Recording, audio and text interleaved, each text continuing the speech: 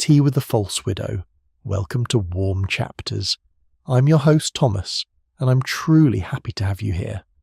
There's something especially comforting about settling into a gentle mystery together. Wherever you're watching from in the world, feel free to leave a comment and tell me where you're joining from. I read every one of them, so pour yourself a warm cup of tea or coffee, get comfortable, and let's begin. Now let's step into today's case. Chapter 1. A Stranger's Invitation. A late March hush lay over St. Mary Mead, soft as folded wool, while the village itself seemed wrapped in a pale veil of mist that smelled faintly of damp earth, moss, and the first reluctant lilac. The hedgerows were only just beginning to show green. Water clung to the lane in thin silver ribbons. Somewhere far off, a gate clicked, and then silence returned with that peculiar completeness known only to country mornings. Inside her neat cottage overlooking the lane, Miss Jane Marple sat in her accustomed chair by the window, an embroidery hoop resting lightly in her hands. The fire had burned down to a modest glow, the kettle hummed with restrained domestic purpose, and the small brass mantel clock ticked with such steady insistence that it seemed less to measure time than to reassure one of its proper passage. At 85, Miss Marple found comfort in rhythm. A day that unfolded as expected had its uses. It permitted one to observe, with proper care, the small departures from order that often proved far more revealing than dramatic disturbances ever could. A slammed door announced itself. A whispered lie preferred not to be noticed. So when the postman came that morning and left, not his usual cheerful bundle of circulars and village notices, but a single cream envelope upon the sill, and when, having done so, he moved away with unusual haste and without the customary weather remark, Miss Marple felt at once that faint inward tightening which experience had taught her never to ignore. She laid aside her embroidery and reached for the letter. There was no return address. That in itself was not remarkable. People were forgetful. But the hand was elegant. Too elegant, perhaps. The loops were controlled, the downstrokes deliberate, and the ink a sober brown, neither modern enough to be careless nor old enough to be natural. It was the kind of writing that had considered its own effect. Miss Marple adjusted the spectacles that hung upon their silver chain, and opened the envelope with a thin paper knife that had once belonged to an elderly cousin who believed rashness began with torn paper. The letter within was composed with exquisite courtesy. Mrs. Langley, it said, would be greatly honoured if Miss Marple might consent to take tea with her 2 days hence at 4 o'clock. The writer explained that she had been a close friend of Miss Marple's late cousin Edward, and that she longed to share remembrances of him with one who had known him from family life. The note was modest in phrasing, graceful in tone, and perfectly constructed. Yet somewhere beneath that polished civility there ran another note entirely. Refusal, Miss Marple thought, had not truly been contemplated. She read the letter again, then folded it carefully and pressed it flat upon the small oak table beside her chair. For a few moments she said nothing. She merely closed her eyes and allowed memory to perform its quiet office. Edward had died the previous spring. He had not been a man to leave noise behind him. His affairs, so far as the family knew, had been modest and correct. He had left few papers, fewer debts, and no ripples large enough to disturb relations who were, in most cases, too distant to feel much beyond dutiful regret. No one, in all the gentle family murmur that follows a death, had ever mentioned a Mrs. Langley. And families, Miss Marple reflected, may forget scandal if it is sufficiently old, and birthdays if they are inconvenient, but they do not usually forget widows. That omission had weight. She rose, slipped the letter beneath a china cat that served as a paperweight, and went out into the garden, where the daffodils bent their pale heads in the cool air. The earth was still dark from last night's damp.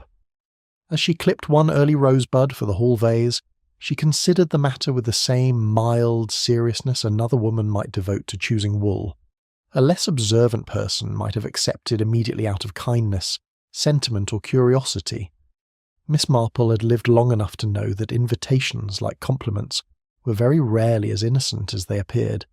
They were approaches, probes, sometimes bait. She decided at once that she would go, not because she expected pleasant reminiscence, but because the final line of the letter had produced in her that small, unmistakable chill, which was seldom wrong. I believe we have much to discuss for the sake of dear Edward. The phrase much to discuss in Miss Marple's experience nearly always concealed luggage. 2 days later she dressed in dove grey, with a modest spray of lily of the valley at her collar, and set out by the early train. She travelled first to Paddington, then changed to a local line that wound its patient way through damp fields, half-flooded meadows, and villages that appeared and disappeared behind strips of mist. At last she alighted at Little Summerford, where Mrs. Langley, according to her note, had taken a furnished house for the season. The journey itself was uneventful, but Miss Marple did not waste uneventful journeys. Across from her sat a soldier with a bruised knuckle, examining the window with the blank concentration of a man replaying a quarrel. In first class, visible through the connecting glass, a sleeping lady wore a diamond brooch while her governess regarded it with the absorbed attention of one measuring class, money, and opportunity all at once. Human nature, Miss Marple reflected, never took holidays. It repeated itself with admirable consistency. One found the same impulses in railway carriages as in drawing rooms, only less well upholstered. A hired motor car conveyed her the last stretch of road to Rose Hill, a gracious Georgian residence of cream brick set well back from the lane behind disciplined lawns and carefully ordered shrubbery. Rhododendrons lined the path in obedient rows. The gravel had been raked. The windows gleamed. Everything declared correctness. And yet, as the motor drew up, Miss Marple felt again that same prickle of unease she had known upon opening the letter. Our order, after all, might conceal almost anything. The front door opened before she could ring. A maid in a starched dark uniform received her with respectful efficiency, and led her through a hall adorned with watercolours of Italian lakes, tasteful, expensive, and curiously impersonal, into a morning room whose wide windows overlooked a stone terrace and a clipped spring garden. Mrs. Langley rose as she entered. She was tall and handsome, perhaps around 50, with silver hair arranged beneath a lavender hat of distinctly fashionable design, the brim tilted to shade one eye just enough to suggest style without absurdity.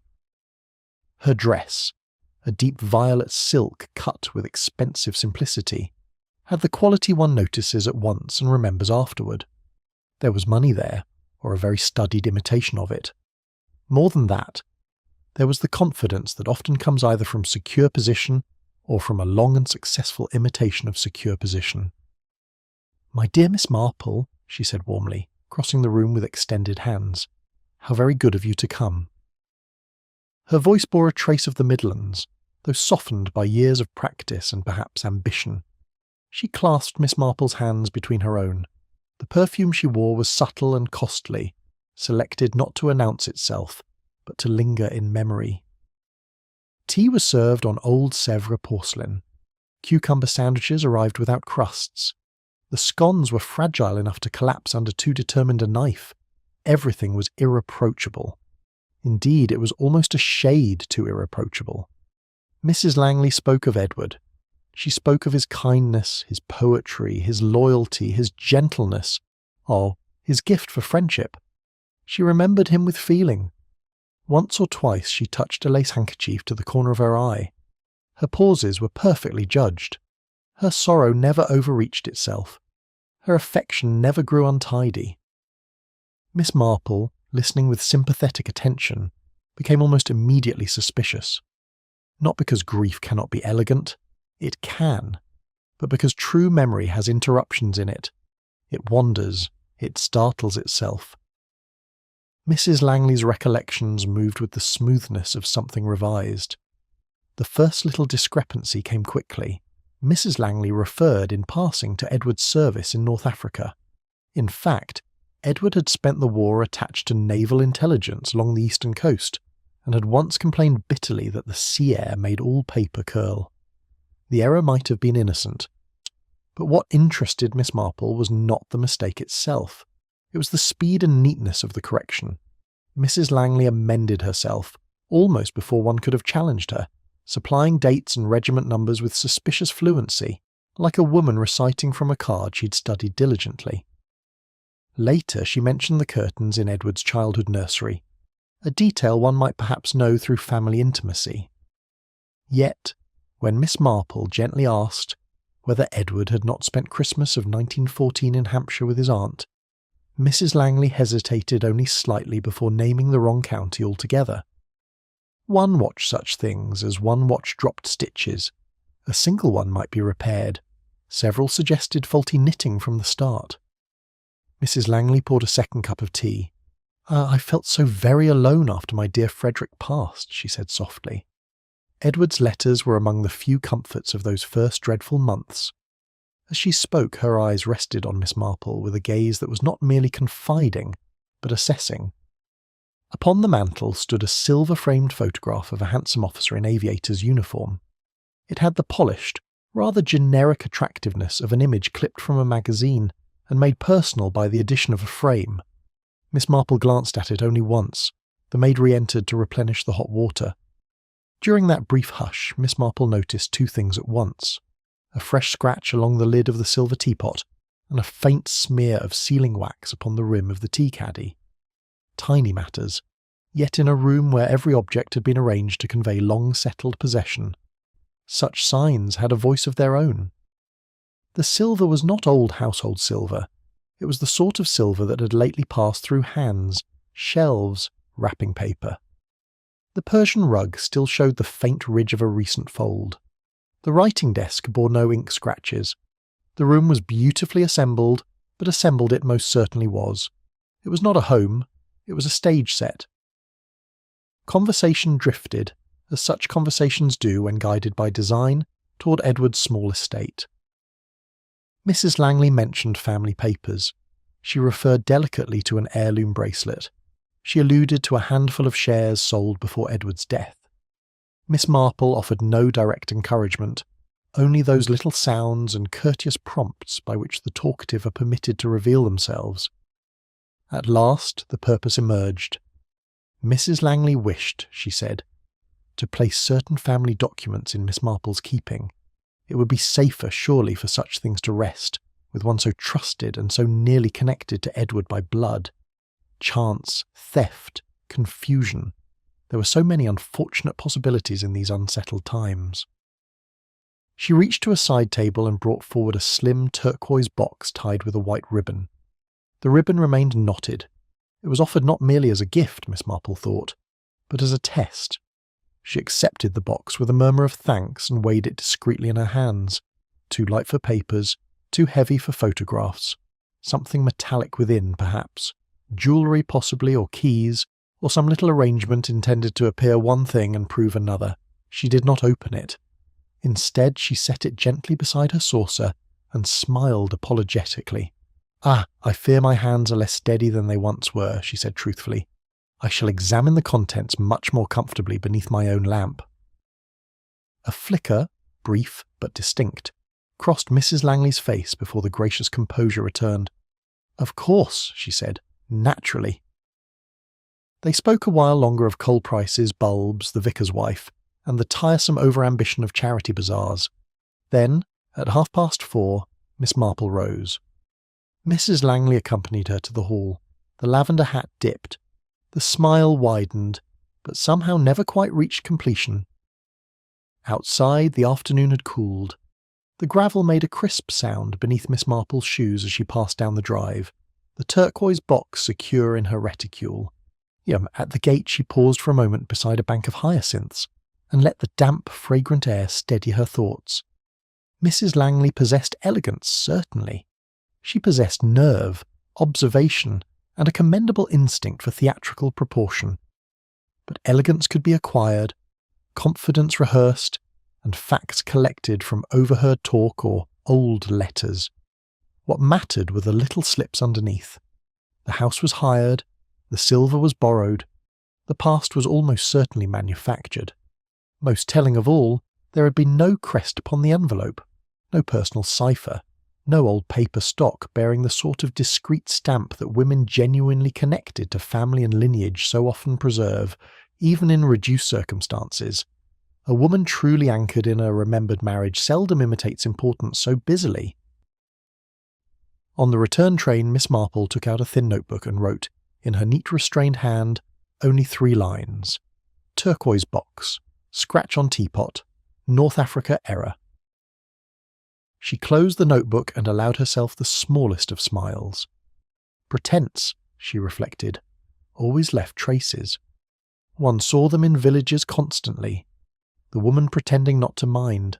The man pretending to prosperity. The girl pretending not to notice the butcher's son.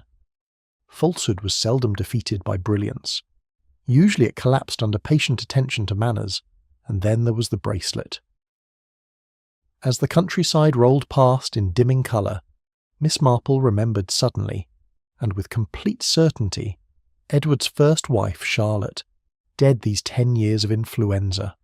Charlotte had owned a narrow gold bracelet set with seed pearls, delicate and old-fashioned, which Miss Marple herself had admired at a family wedding long ago. During tea, Mrs. Langley had described that same bracelet, and remarked that Edward kept it locked in a bureau for sentimental reasons. But Miss Marple remembered a photograph taken in the final week of Charlotte's life. Charlotte was wearing the bracelet in it. A small inconsistency, perhaps, but small inconsistencies, Miss Marple knew, often shone more sharply than major lies. They were the slivers left by careless handling. By the time the train steamed back into St. Mary Mead, the mist had thickened into a pearly blur. Lamps along the platform burned like dim moons. Miss Marple stepped down, felt the firm paving beneath her feet, and adjusted the reticule on her arm. The turquoise box was not heavy, but the consequences attached to it, she suspected, might prove rather more substantial. She would sleep lightly that night. In the morning she would open the box under her own lamp and begin, properly, to see what shape the thing intended to take. Somewhere between a lavender hat and a borrowed teapot there stood the outline of an impostor, and shadows, she knew, grow longer whenever daylight is uncertain. As night settled over the fields and the whistle of the departing train faded into the dark, Miss Marple rested her head briefly against the carriage cushion and half closed her eyes. She did not feel excitement exactly. Excitement was for younger people and less useful minds. What she felt was recognition. The curtain had risen, and the first act had already made 1 or 2 very interesting mistakes. Chapter 2. The Woman in the Lavender Hat. The following morning broke with pewter skies and a kind of chill that insinuated itself through window frames and under doorways, no matter how faithfully one banked the fire. St. Mary Mead looked washed in ash-coloured light. The hedges stood bare and thoughtful. Somewhere a rook complained across the fields. In Miss Marple's sitting-room, the turquoise box rested upon a Windsor chair, as though it had placed itself there in the night, and meant to be consulted before anything else was done. Against the faded floral wallpaper, it seemed unnaturally vivid, like a tropical insect in an English garden. Miss Marple, however, held certain views regarding the proper treatment of riddles. They were not, in her opinion, improved by dramatic haste. She prepared breakfast exactly as usual. Thin toast, modest marmalade, 1 soft-boiled egg, then tea. Only after the second cup, when the mind, like pastry, had reached the right degree of firmness, did she bring out a small pair of embroidery scissors and cut the white ribbon. The lid lifted with a faint resistance, as though the box had been closed more carefully than often opened. Inside lay a pair of folded kid gloves arranged with a care so deliberate that it bordered on affectation. Beneath them rested a packet of letters tied with twine knotted in a sailor's bend. Miss Marple's eyes sharpened slightly. Edward, as a boy, had always used that knot and had once been insufferably proud of his ability to tie it blindfolded during a scout exhibition in a church field. She untied nothing at first. She merely looked. The uppermost envelope bore not Edward's writing, but Mrs. Langley's. That alone proved little. But when Miss Marple glanced at the date, her brows drew together. The letter had supposedly been written only 3 weeks after Edward's funeral, yet it bore the black-edged mourning border in a shade of grey that had not been fashionable, or, more importantly, commonly obtainable for years. Modern stationers supplied cruder stock. The paper itself was wrong, too flimsy in fibre, too eager to imitate age. That was the thing about forgery, she reflected. People concentrated upon the large emotional impression and neglected the humbler practicalities. They copied sorrow and forgot stationery. She turned the next letter beneath the light. The indigo ink had bled slightly into the paper fibres, as it does on inferior stock or old copybook sheets.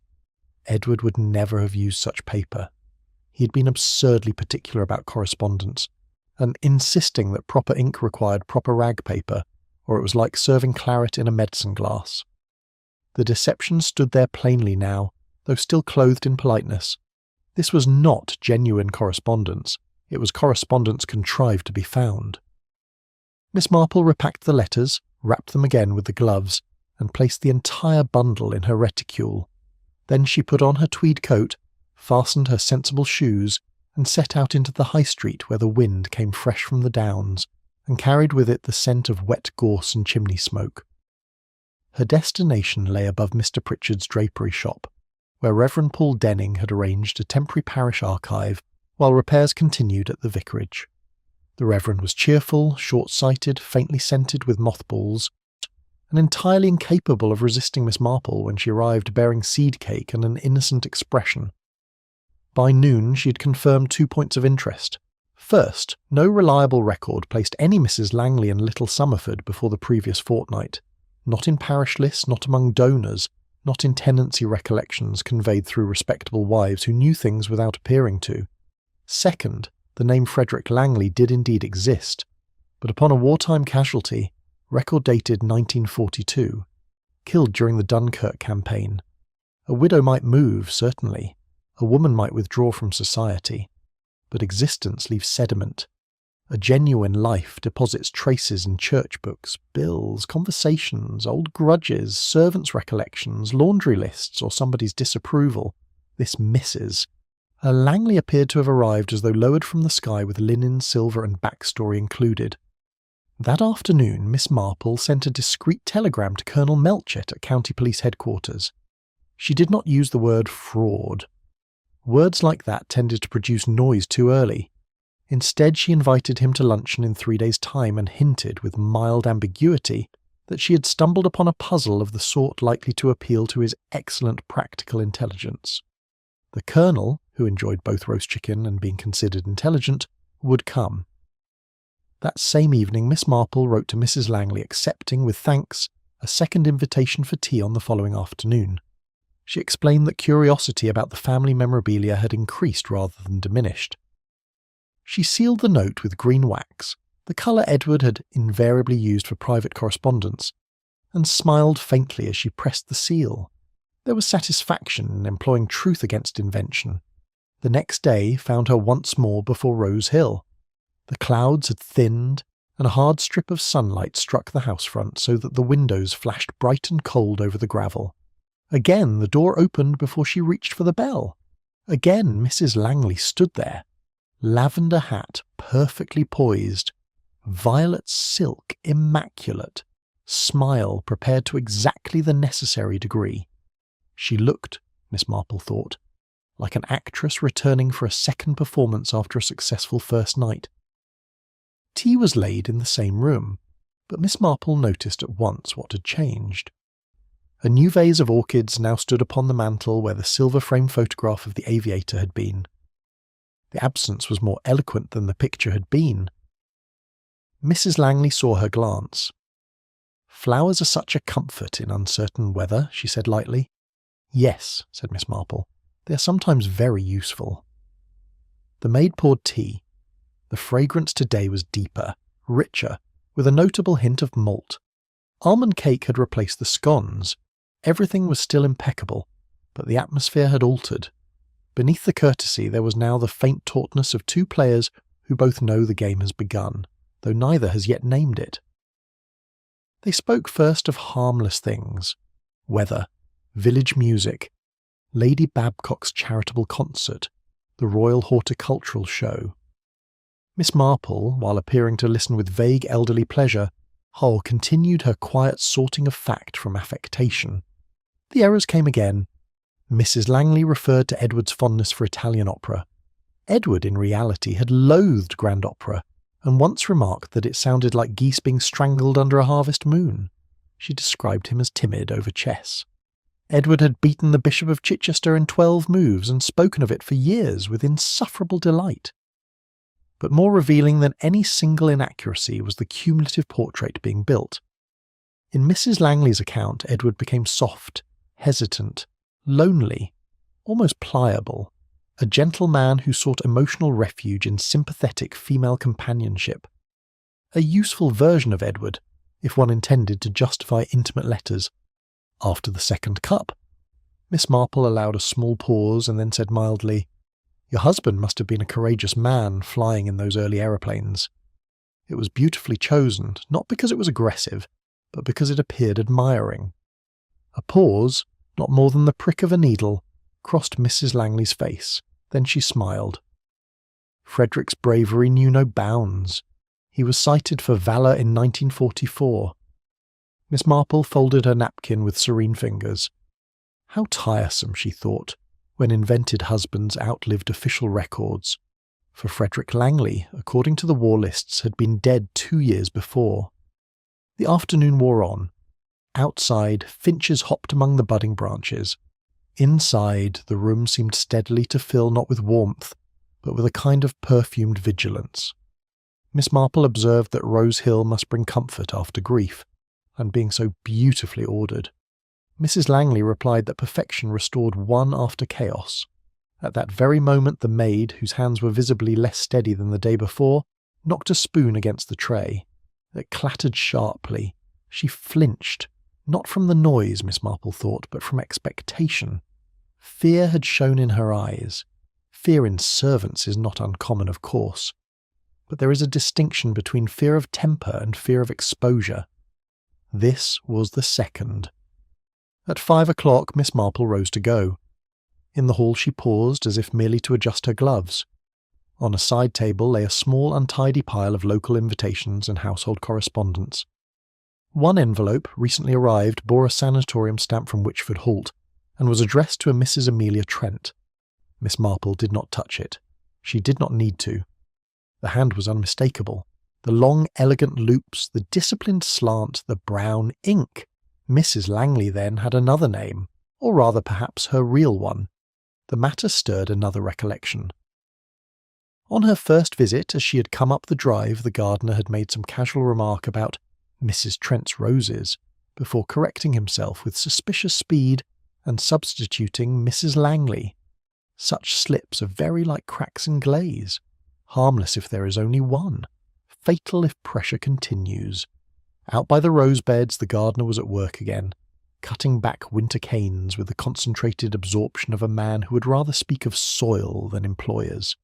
Miss Marple, who knew exactly how to draw conversation without appearing to pursue it, asked him whether he thought the mistress's lavender hat was genuine, felt, or merely fashionable trimming.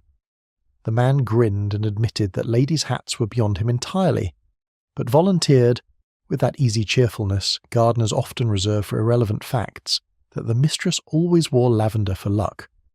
Had done ever since her days at Witchford Halt. There it was again. Witchford Halt. The name now threaded everything, appearing first in Post, then in Gossip, then in Household Accident. It no longer looked incidental. By the time she was home, Miss Marple had filled 3 pages in her notebook. Forged letters. Morning paper wrong. Frederick Langley dead 1942. Aviator photograph removed. Maid afraid. Amelia Trent. Witchford Halt. Wrong year for medal. She sat beside the fire at dusk and reviewed each point in order. Taken separately, they might be dismissed. Taken together, they formed a lattice of deceit, cleverly built, decorative even, but nowhere near strong enough to survive pressure. Mrs. Langley or Amelia Trent needed something very specific from her. Not companionship, not memory, not even money perhaps, though money might be attached. No, she wanted legitimacy. A nod from Miss Marple, recognition, acceptance into a family narrative. Once granted, such approval would travel in whispers through village circles and settle into fact. Oh yes, dear Miss Marple knows her. That sort of thing. People build entire false lives upon smaller endorsements. Legitimacy offers protection. It turns inquiry aside. It hushes doubts before they ripen.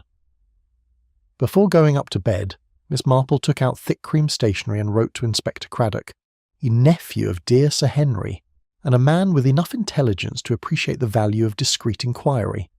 She asked that he obtain the full war record of Flight Lieutenant Frederick Langley, and also any available institutional or medical record concerning one Amelia Trent of Wychford Holt during 1938. She added in closing that discretion would be a kindness. The letter went into the first post at dawn. As she walked back from the pillar box through the brittle morning air, Miss Marple felt that familiar tightening of events which comes when separate threads begin at last to draw together. Her role in such matters never varied. She was not dramatic. She did not chase. She observed, compared, and waited.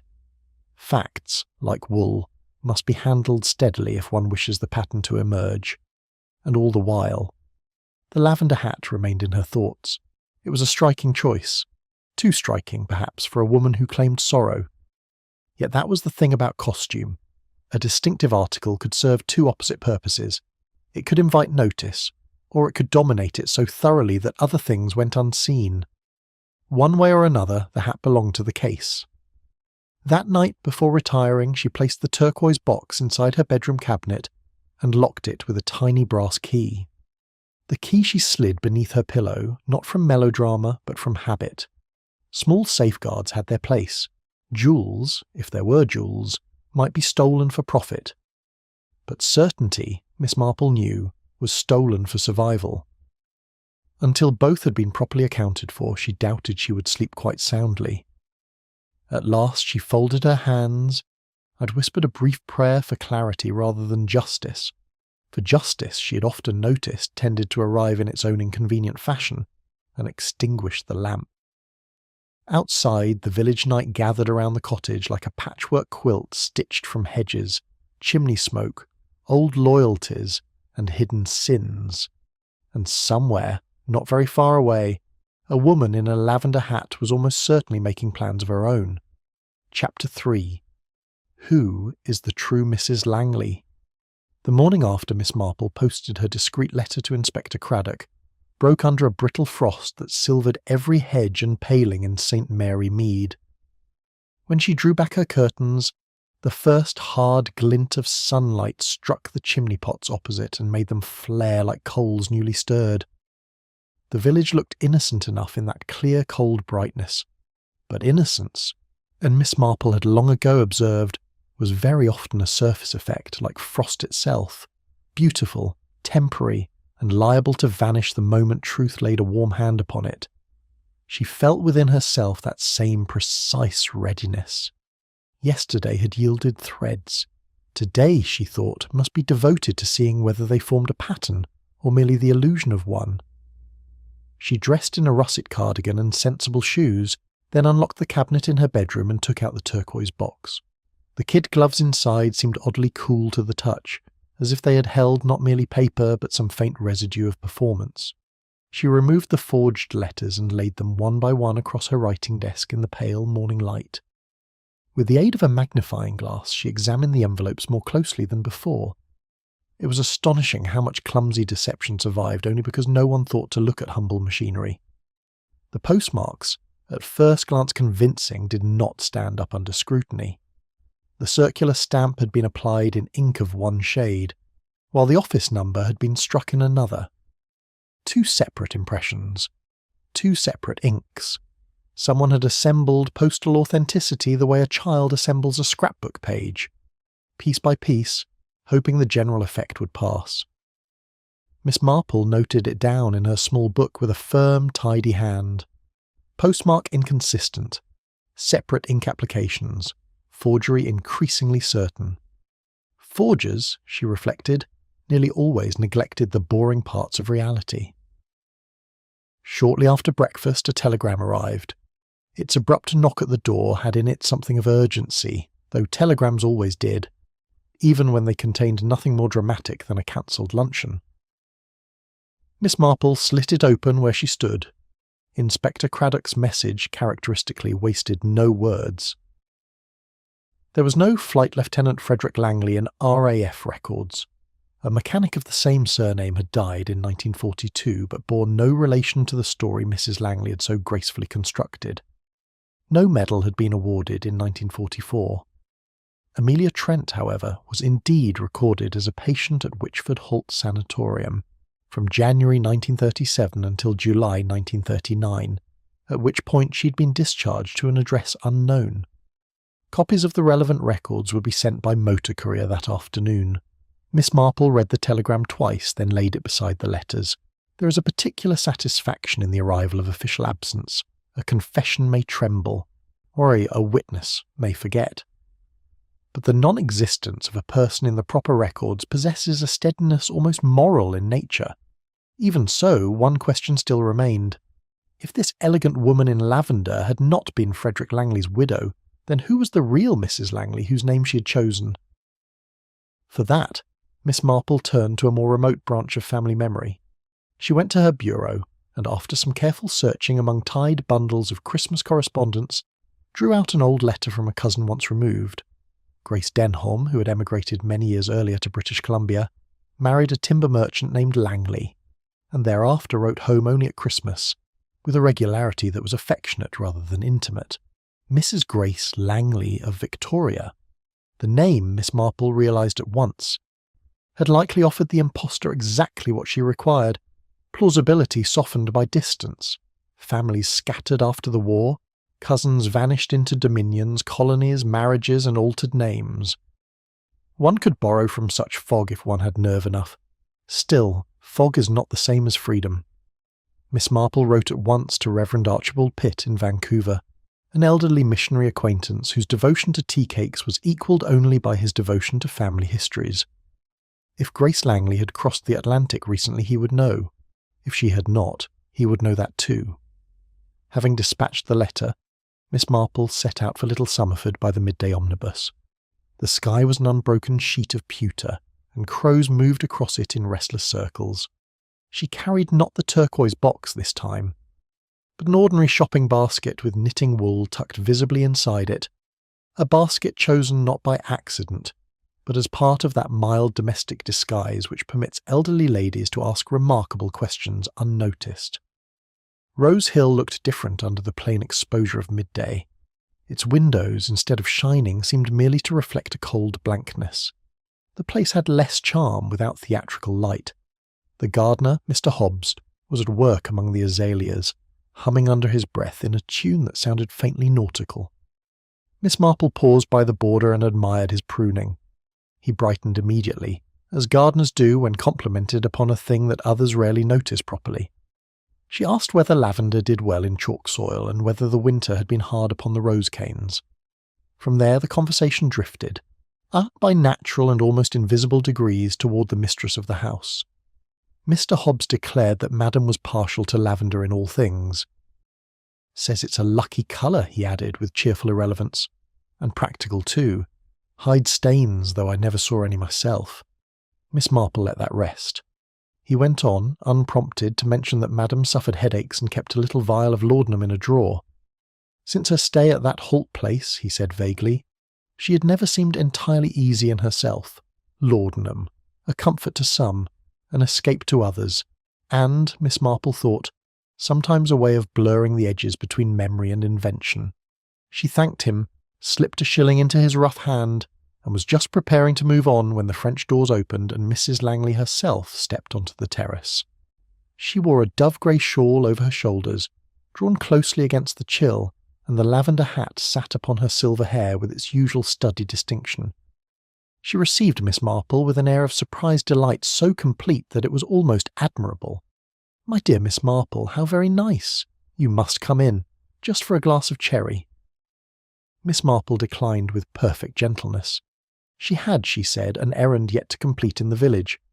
The faintest change crossed Mrs. Langley's expression, not disappointment exactly, nor annoyance, but something more watchful than either.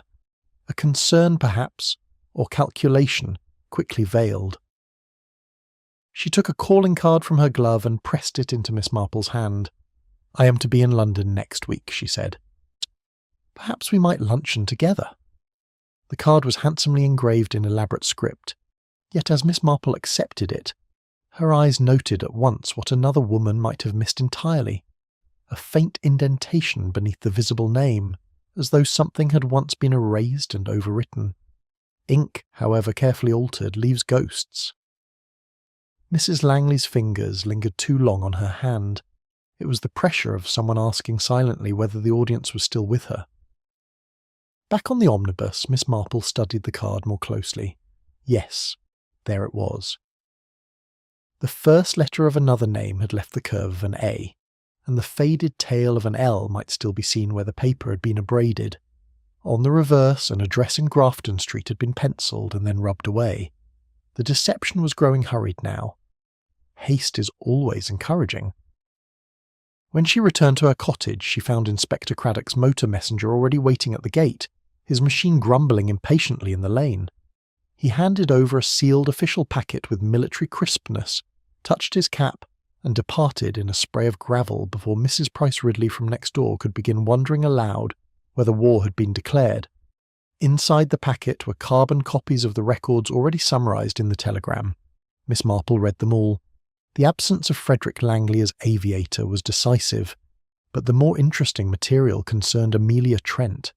She had been admitted to Witchford Halt after what was described as nervous collapse associated with the unexplained disappearance of husband, Harold Trent.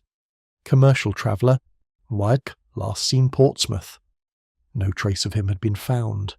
Miss Marple sat very still after reading that. A missing husband, a woman later adopting another woman's name, forged letters, laudanum, a bracelet from the past. Such ingredients seldom composed a mere social embarrassment.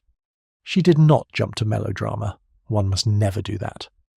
But she knew very well that husbands who vanish have an inconvenient habit of being nearer than official language suggests. Perhaps in water, perhaps beneath earth, perhaps under roses. She telephoned Colonel Melchett and confirmed luncheon for the following day. Her tone was mild, her meaning less so. Would he, she asked, be so good as to bring Sergeant Lake, or at least to keep a practical officer ready? She believed matters were nearing that stage at which truth prefers company. The Colonel's hearty delight did not disguise his curiosity. He would come. That evening, as dusk lowered itself gently over the village, Miss Marple lit a single lamp and spread an atlas open upon the table. With one forefinger she traced the geography of the affair: St. Mary Mead, Portsmouth, Witchford Halt, Little Summerford, a triangle of English respectability beneath which she suspected there ran a much darker shape. She wrote upon a slip of paper, "The real Mrs. Langley lives in Victoria." Then, after considering it, she removed the slip and folded it away. Conclusions, however likely, ought not to be announced before proof. It was one of the few disciplines that separated observation from gossip. Her mind returned again to the missing aviator photograph.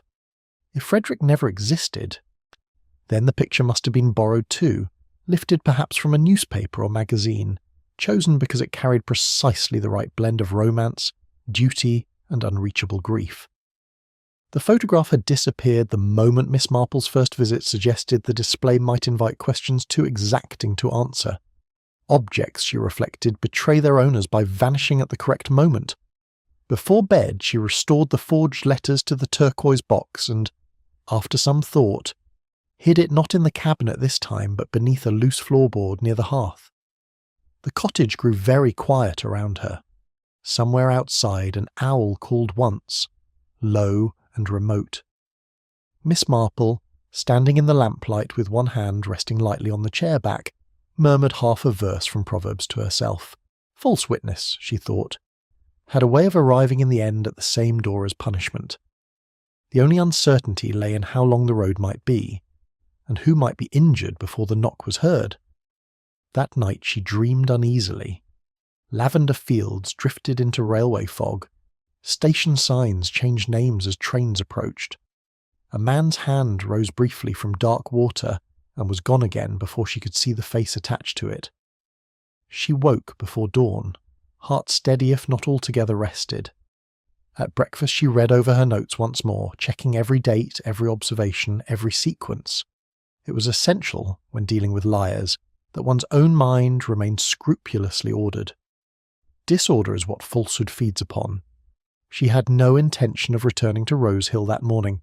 Instead, she took the 10 o'clock train to Much Deeping to call upon Dr. Haydock, who in former years had served as consulting physician to Witchford Holt. If memory could still be had from him, she meant to secure it before lunch with Colonel Melchett interrupted the line of thought. The carriage smelled of coal dust, damp wool, and one passenger's boiled eggs. Outside, the countryside moved past under clean, February-like brightness that seemed almost indecently wholesome compared with the atmosphere of deceit collecting about the case. During the journey, Miss Marple knitted 3 rows of a baby blanket intended for the vicar's newest grandchild. The steady click of the needles acted upon thought as prayer sometimes does. It imposed order and discouraged foolish leaps. Dr. Haydock received her with honest pleasure. She had once, years before, and prevented his niece from making a disastrous engagement by nothing more dramatic than observing the man's boots and the way he spoke to waitresses. He had trusted her judgment ever since. Over weak lemonade and rather excellent biscuits, he remembered Amelia Trent clearly. She was a striking woman, he said. Too thin, beautifully dressed even then, and perpetually frightened. Not noisy, not hysterical. Those are often the ones people underestimate. She suffered night terrors, kept waking convinced she heard footsteps, and she talked a good deal about a bracelet. Miss Marple looked up. A bracelet? Yes, gold, pearl set, if I recall. Something with a hidden clasp. She believed it was unlucky, or cursed. One night it disappeared from her bedside drawer. The staff assumed she had hidden it herself and forgotten. By the time she left, she was much improved in manner but not in the eyes. The eyes still watched. A bracelet with a hidden clasp. Miss Marple felt the inward click of pieces aligning. Edward's first wife, Charlotte, had owned precisely such a bracelet. A narrow gold circlet set with seed pearls and fitted with a tiny secret hinge. Charlotte had once shown it to Miss Marple after tea one autumn afternoon, and laughed that women must have treasure boxes of their own, however small. If Amelia Trent had possessed such a bracelet years earlier, then this was no casual fraud stitched together from hearsay. The thing reached much farther back. Somehow, at some point, Charlotte's bracelet had crossed into Amelia's orbit. Miss Marple thanked the doctor and left with outward calm. At the station she reviewed the matter in silence. Charlotte's bracelet on the wrist of the impostor, forged letters to suggest intimacy with Edward, the gardener's slips, the sanatorium records, the false husband, the borrowed widowhood. Step by step the picture sharpened. Amelia Trent had not only stolen a name, she had stolen fragments of several lives and worn them together until they resembled identity. When Miss Marple returned to St. Mary Mead, another telegram awaited her. Reverend Pitt, efficient as ever beneath his missionary sentiment, confirmed that Mrs. Grace Langley remained very much in Victoria, had not left Canada since 1948, and sent warm regards. He also inquired whether a fresh consignment of maple syrup might be welcome later in the year. Miss Marple smiled despite herself. Maple syrup, she thought, was among the few imported things that invariably told the truth. She sat by the fire that evening and drafted a chronological outline of Amelia Trent's likely history. Sanatorium release in 1939. Husband missing. War years uncertain. Post-war drifting, perhaps on the continent, perhaps nearer. Discovery of the Langley family connection through a scrap of conversation or some minor family correspondence. Invention of Frederick as respectable dead husband. Approach to Edward, who had always been gentle-hearted and easier to exploit than to deceive outright. Acquisition, by theft, persuasion, accident, or something darker, of Charlotte's bracelet. Then Edward's death, and with it the opportunity to step boldly into view before the relations, hoping to turn uncertainty into accepted fact. The outline was plausible, but one question still troubled her. Why had Amelia dared come anywhere near St. Mary Mead, where Miss Marple's habit of observation was hardly unknown among those who listened to family stories? Desperation, likely. She needed endorsement from the one elderly relative whose word others would accept without question. A nod from Miss Marple could have turned fabrication into family truth. So she had gambled that charm, detail, and a lavender hat might disarm an old lady with knitting needles. Miss Marple looked again at the map, her finger resting lightly on Little Summerford. Tomorrow, she decided, tea would be served at her own cottage. Mrs. Langley would be invited. So too would Colonel Melchett and Inspector Craddock, though not all guests need be visible at the same moment. There is much to be said for allowing illusion to enter a room comfortably before truth stands up and introduces itself. The church bell sounded 6. She closed her notebook and set the kettle on the hob. Names may be borrowed, she thought, but deeds remain stubbornly attached to those who perform them. Soon Amelia Trent, alias Mrs. Langley, would discover that an English village tea table can be more dangerous than any witness box provided the cups are poured by the right hands. And when Jane Marple poured tea, matters had a way of becoming uncomfortably clear. Chapter 4. Lost Letters, Lost Identity. The morning appointed for tea at Miss Marple's cottage began under a damp, persistent drizzle that clung to the panes like grey lace and reduced the lane outside to a blurred strip of silence. Miss Marple was awake before the village cock as usual. She lit the kitchen fire with a taper, set the kettle on, and then went quietly into the sitting room where the hearth still held the memory of yesterday's warmth. She knelt and loosened the floorboard near the grate. The wood lifted with its familiar soft complaint. Miss Marple reached down into the hollow beneath it, her fingers touching only cold emptiness. For one long moment she remained perfectly still. The turquoise box was gone. The first thing she felt was not alarm. Alarm is of little use once an event has already occurred. What she felt instead was a hard, bright certainty, almost relief in its own severe way.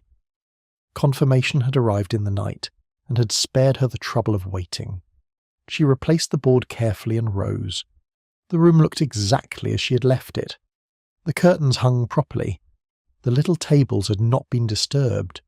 Not a teacup stood out of place. But the latch on the kitchen window, when she went to examine it, bore a tiny, fresh scratch where the paint had been disturbed by some narrow instrument, introduced with patience and skill. A quiet entry, a precise objective, no wasted motion. A burglar seeking silver would have left confusion. This had been retrieval. Miss Marple touched the scratch lightly with one finger and nodded to herself. Only one person connected with the case possessed both motive for stealing the box and enough nervous urgency to act before the net fully tightened. Mrs. Langley, or rather, Amelia Trent, had panicked. Perhaps she had come herself. Perhaps she had sent the maid. Perhaps fear, assisted by laudanum and imagination, had driven her to believe that possession of the letters remained the one thing standing between her and exposure. She made tea and drank it standing by the sink, allowing the steam to clear the last mist of sleep from her thoughts. The forged letters were gone, yes, but not their substance. She had already copied what mattered. Inspector Craddock's official carbons remained safely weighted beneath the blotter in the escritoire. Providence, she thought, has a fondness for carbon paper. At 11 she went out for fresh bread, and, as she passed through the gate, noticed another small gift from the night. Faint tyre marks impressed in the damp verge. They were too narrow for delivery vans, too tidy for farm vehicles, and very like the track left by the hired taxi from Little Summerford. Old Mr. Sanders, clipping his privet hedge with mournful dedication, confirmed what the lane itself suggested. Yes, he had heard a motor in the early hours, around 2, or he supposed. An unusual thing in so quiet a lane, but he had assumed it was the young doctor returning from some confinement case out beyond Much Benham. Miss Marple thanked him and bought her loaf. Back in the cottage she began to arrange the sitting room for the afternoon. One chair here, another there, the polished oak table at the centre, the best china near the stove so that the warmth would keep it from chilling the tea too quickly, scones cooling on a wire rack, strawberry jam, butter, cucumber sandwiches, though Colonel Melchett would certainly prefer something more substantial, and would pretend otherwise out of manners. She placed one chair near the sideboard and another opposite the window. Behind the folding screen there remained sufficient room for 2 men to wait without excessive discomfort. Appearances mattered. Tea, in village life, is never merely refreshment. Properly arranged, it may become tribunal, ambush, consolation, or ceremony. The art lies in ensuring that the silver and the truth shine at much the same moment. Shortly after 3, Colonel Melchett arrived in country tweeds carrying a box of chocolates, with the air of a man determined to appear social while enjoying himself immensely. Inspector Craddock followed a few minutes later, rain-speckled and brisk, removing his gloves with quiet efficiency. Miss Marple briefed them in low tones beside the fire. "The box has been taken," she said. Craddock's eyes sharpened at once. "Last night?" "I think so. Kitchen latch, tyre marks, little else disturbed." The Colonel let out a low whistle. "That settles her panic at any rate." "It settles several things," said Miss Marple. "But not yet all." She asked them to remain behind the screen until signalled. Craddock agreed at once. Melchett, who was broad in the shoulder and less ideally suited to concealment, submitted with the good humour of a man who suspects that whatever occurs will be worth the cramped knees. At precisely 4 o'clock, a hired cab drew up outside. Through the lace curtain, Miss Marple saw Mrs. Langley descend. Today she wore a dove-grey coat, and, true to form, the lavender hat. But the elegance had altered. It was all still correct. The hat angled, the gloves in hand, the posture straight. But one saw at once that composure now required effort. Her shoulders were too still. Her chin was raised a shade too high. She had the appearance of a woman rehearsing calm while every nerve beneath the surface clamoured. She carried a small leather reticule. Miss Marple wondered whether the turquoise box now lay inside it. At the door, Mrs. Langley offered a smile somewhat brighter than necessity required. "How delightful," she said. "What a charming afternoon for tea." "It is very damp," said Miss Marple gently, which had the advantage of being true and unanswerable. Inside the sitting-room, Mrs. Langley removed her gloves with exactness. At once Miss Marple noticed the bracelet on her wrist, the narrow gold circlet set with seed pearls, its hidden hinge catching the lamplight like a tiny wink. Charlotte's bracelet, or at least the bracelet Charlotte had once worn. They sat. Miss Marple poured Darjeeling with steady hands. The familiar civility of the act soothed the room just enough to make what followed possible. They spoke first of the weather, then of mildew in rose beds, then of the tiresome effects of prolonged damp upon rheumatism. Only when Mrs. Langley had taken 2 sips did Miss Marple, still in the mildest tone imaginable, place the first stone in the still water. "I had intended," she said, "to show you once again the letters you entrusted to me. Unfortunately, this morning I discovered that they had disappeared." The cup in Mrs. Langley's hand paused. It did not spill. That was interesting in itself. A more innocent woman might have started visibly. Mrs. Langley controlled the reaction admirably, lowering the cup with only the faintest chime against the saucer. "How very distressing," she said. "Your cottage is usually so secure." "One would think so," said Miss Marple. Though there are those who can do a great deal with a kitchen latch and sufficient determination." Silence entered the room, and remained there a moment like something wet brought in from outdoors. Then Miss Marple reached into her embroidery bag and withdrew a carbon copy. The black impression stood out clearly on the pale sheet. "Fortunately," she said, "I make it a practice to preserve copies of any correspondence that may later require attention." She laid the sheet between them. "Perhaps you would be so kind as to confirm the authenticity." The colour left Mrs. Langley's face so swiftly that for a moment she seemed made of the same delicate glazed substance as the Dresden figurines on the mantel. Her fingers went at once to the bracelet, not gripping it exactly, touching it, seeking it. Then, to her credit, she rallied. "My eyesight," she said lightly, though her voice had thinned, "is not what it was where carbons are concerned." "That difficulty," said Miss Marple, "may easily be remedied." She reached for the little bell on the table and rang it. From behind the screen came the sound of movement. Colonel Melchett emerged first, dignified and large. Inspector Craddock followed, grave and composed, an embossed file in his hand. Mrs. Langley's head turned sharply. One saw in that instant not merely fear, but the collapse of all the arrangements by which she had thus far managed reality. She gave a faint laugh. "My goodness," she said. "You make village tea sound positively theatrical." Melchett bowed slightly. "Only when necessary." Craddock sat down with quiet decisiveness and placed the file upon the table. "We have been making some inquiries," he said, "into the history of a lady named Amelia Trent, formerly of Witchford Halt Sanatorium, a lady who bears, if I may say so, a remarkable resemblance to yourself."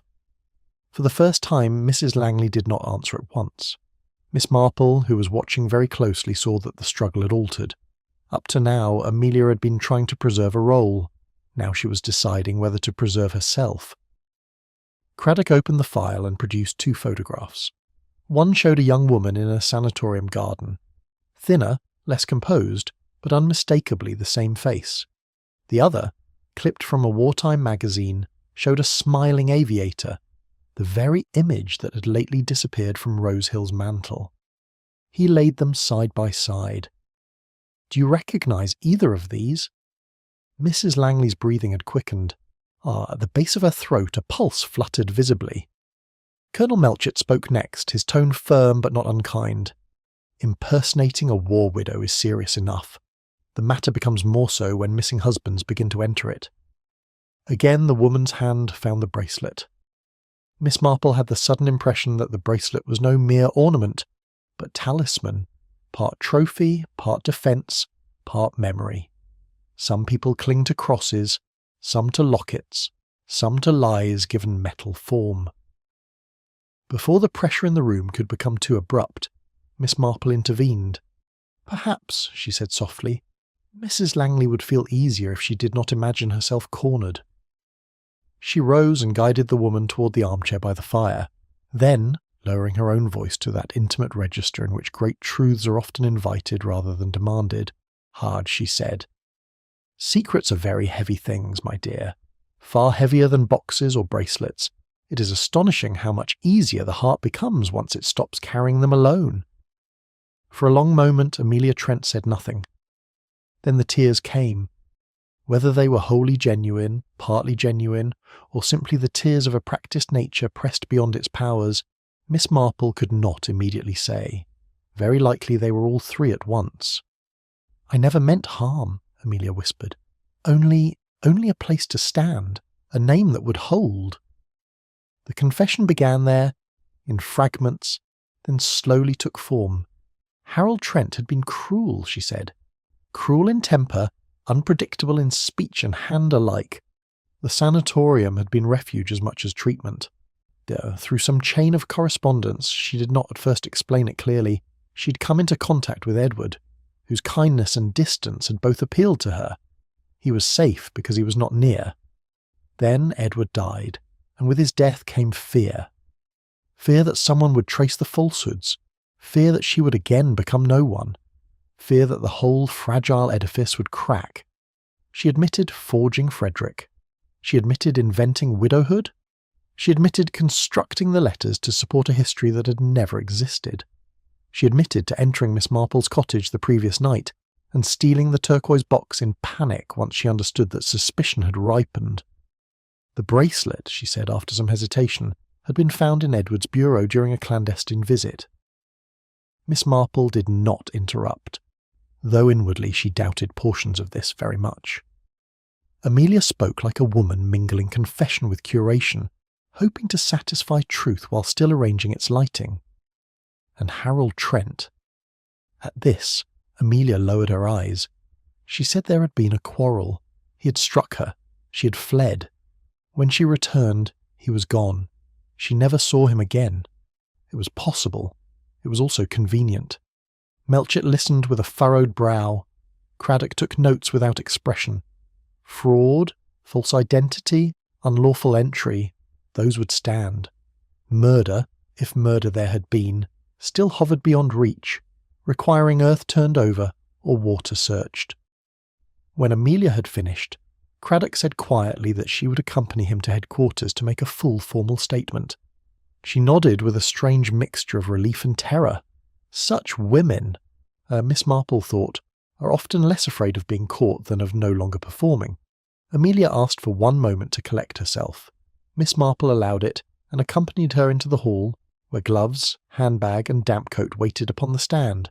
As the woman drew on her gloves, the bracelet flashed once more in the soft afternoon light. Miss Marple looked at it and wondered how many griefs, lies, thefts and hopes had passed through that clasp before arriving here. The door closed behind Amelia, Inspector Craddock and Colonel Melchett. Their voices faded down the path. Then the cottage fell still. It was an oddly larger silence than before. Colonel Melchett, pausing just before departure, had said, "You have spared us a very tedious business, Miss Marple." But Miss Marple did not think the business finished. She returned to the sitting room, poured herself the tea no one else had properly enjoyed, and sat in the chair by the fire. The turquoise box was gone. The identity built around it had cracked, yet one matter still stood unresolved. Dark and quiet as a sealed room. Harold Trent. Until Harold Trent was found, alive, dead, buried, drowned, or otherwise accounted for, the story had no true ending. It had only reached the point at which respectable people begin to say, "Well, that explains most of it," when in fact most is very often not enough. When Melchett had remarked that a missing husband after so many years would be like a needle in a hayrick, Miss Marple had only sipped her tea and said, "Needles have the advantage of shining when the hay is turned." Her mind had already moved quite naturally to the gardener, Mr. Hobbs knew the grounds of Rose Hill intimately. Gardeners always do. They know which patch of soil was disturbed in autumn, which border settles oddly after rain, which tree root has been recently avoided, and they remember more than they realise. She suspected that if questioned with intelligence, Hobbs might recall some patch near the orchard perhaps, or beside a rose bed, where the earth had once been turned and then too neatly planted over. Evening came softly. The drizzle thinned, then stopped altogether. A diluted rose colour touched the western clouds. Miss Marple put away the china, extinguished 2 of the lamps, and sat for a little while beside the quiet fire, with her hands folded loosely in her lap. Letters had vanished. Names had shifted. A woman had borrowed one life and stitched it to another. But truth, she reflected, possesses a stubbornness all its own. It persists in habits, in errors, in ink, in a servant's frightened glance, in a wrong date spoken too quickly, in a bracelet worn by the wrong wrist, in the tiny scrape on a kitchen latch. Outside, somewhere beyond the hedge, a fox barked once, sharp, questioning, almost indignant. Miss Marple smiled faintly at the sound. Questions, after all, were among the few truly dependable forces in the world, and properly asked, they had a way of turning over hay. Chapter 5. A bracelet. Strangely familiar. Dawn came gently over St. Mary Mead, laying a pale and cleansing light across dew-beaded hedges, washed cobbles, and the quiet fronts of cottages that seemed, in the first hour of morning, to have resumed innocence by mutual agreement.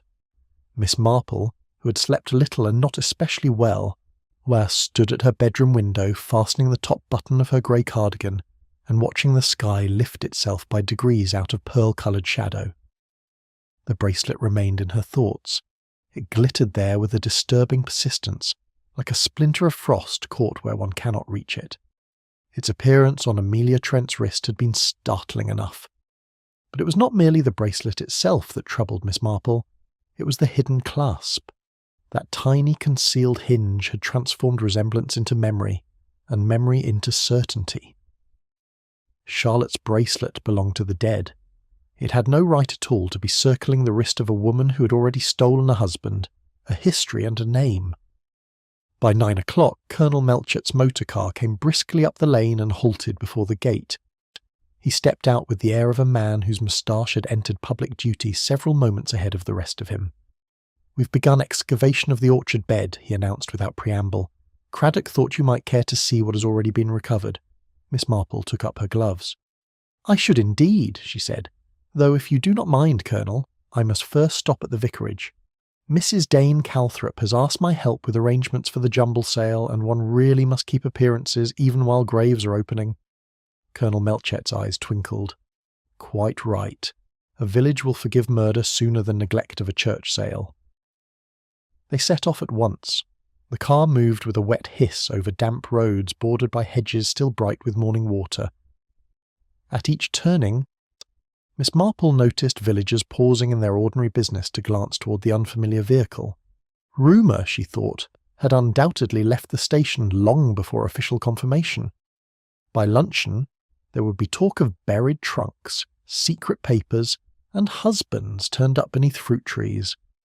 By tea-time, half the county would have embroidered the matter into something involving continental spies and poisoned communion wine.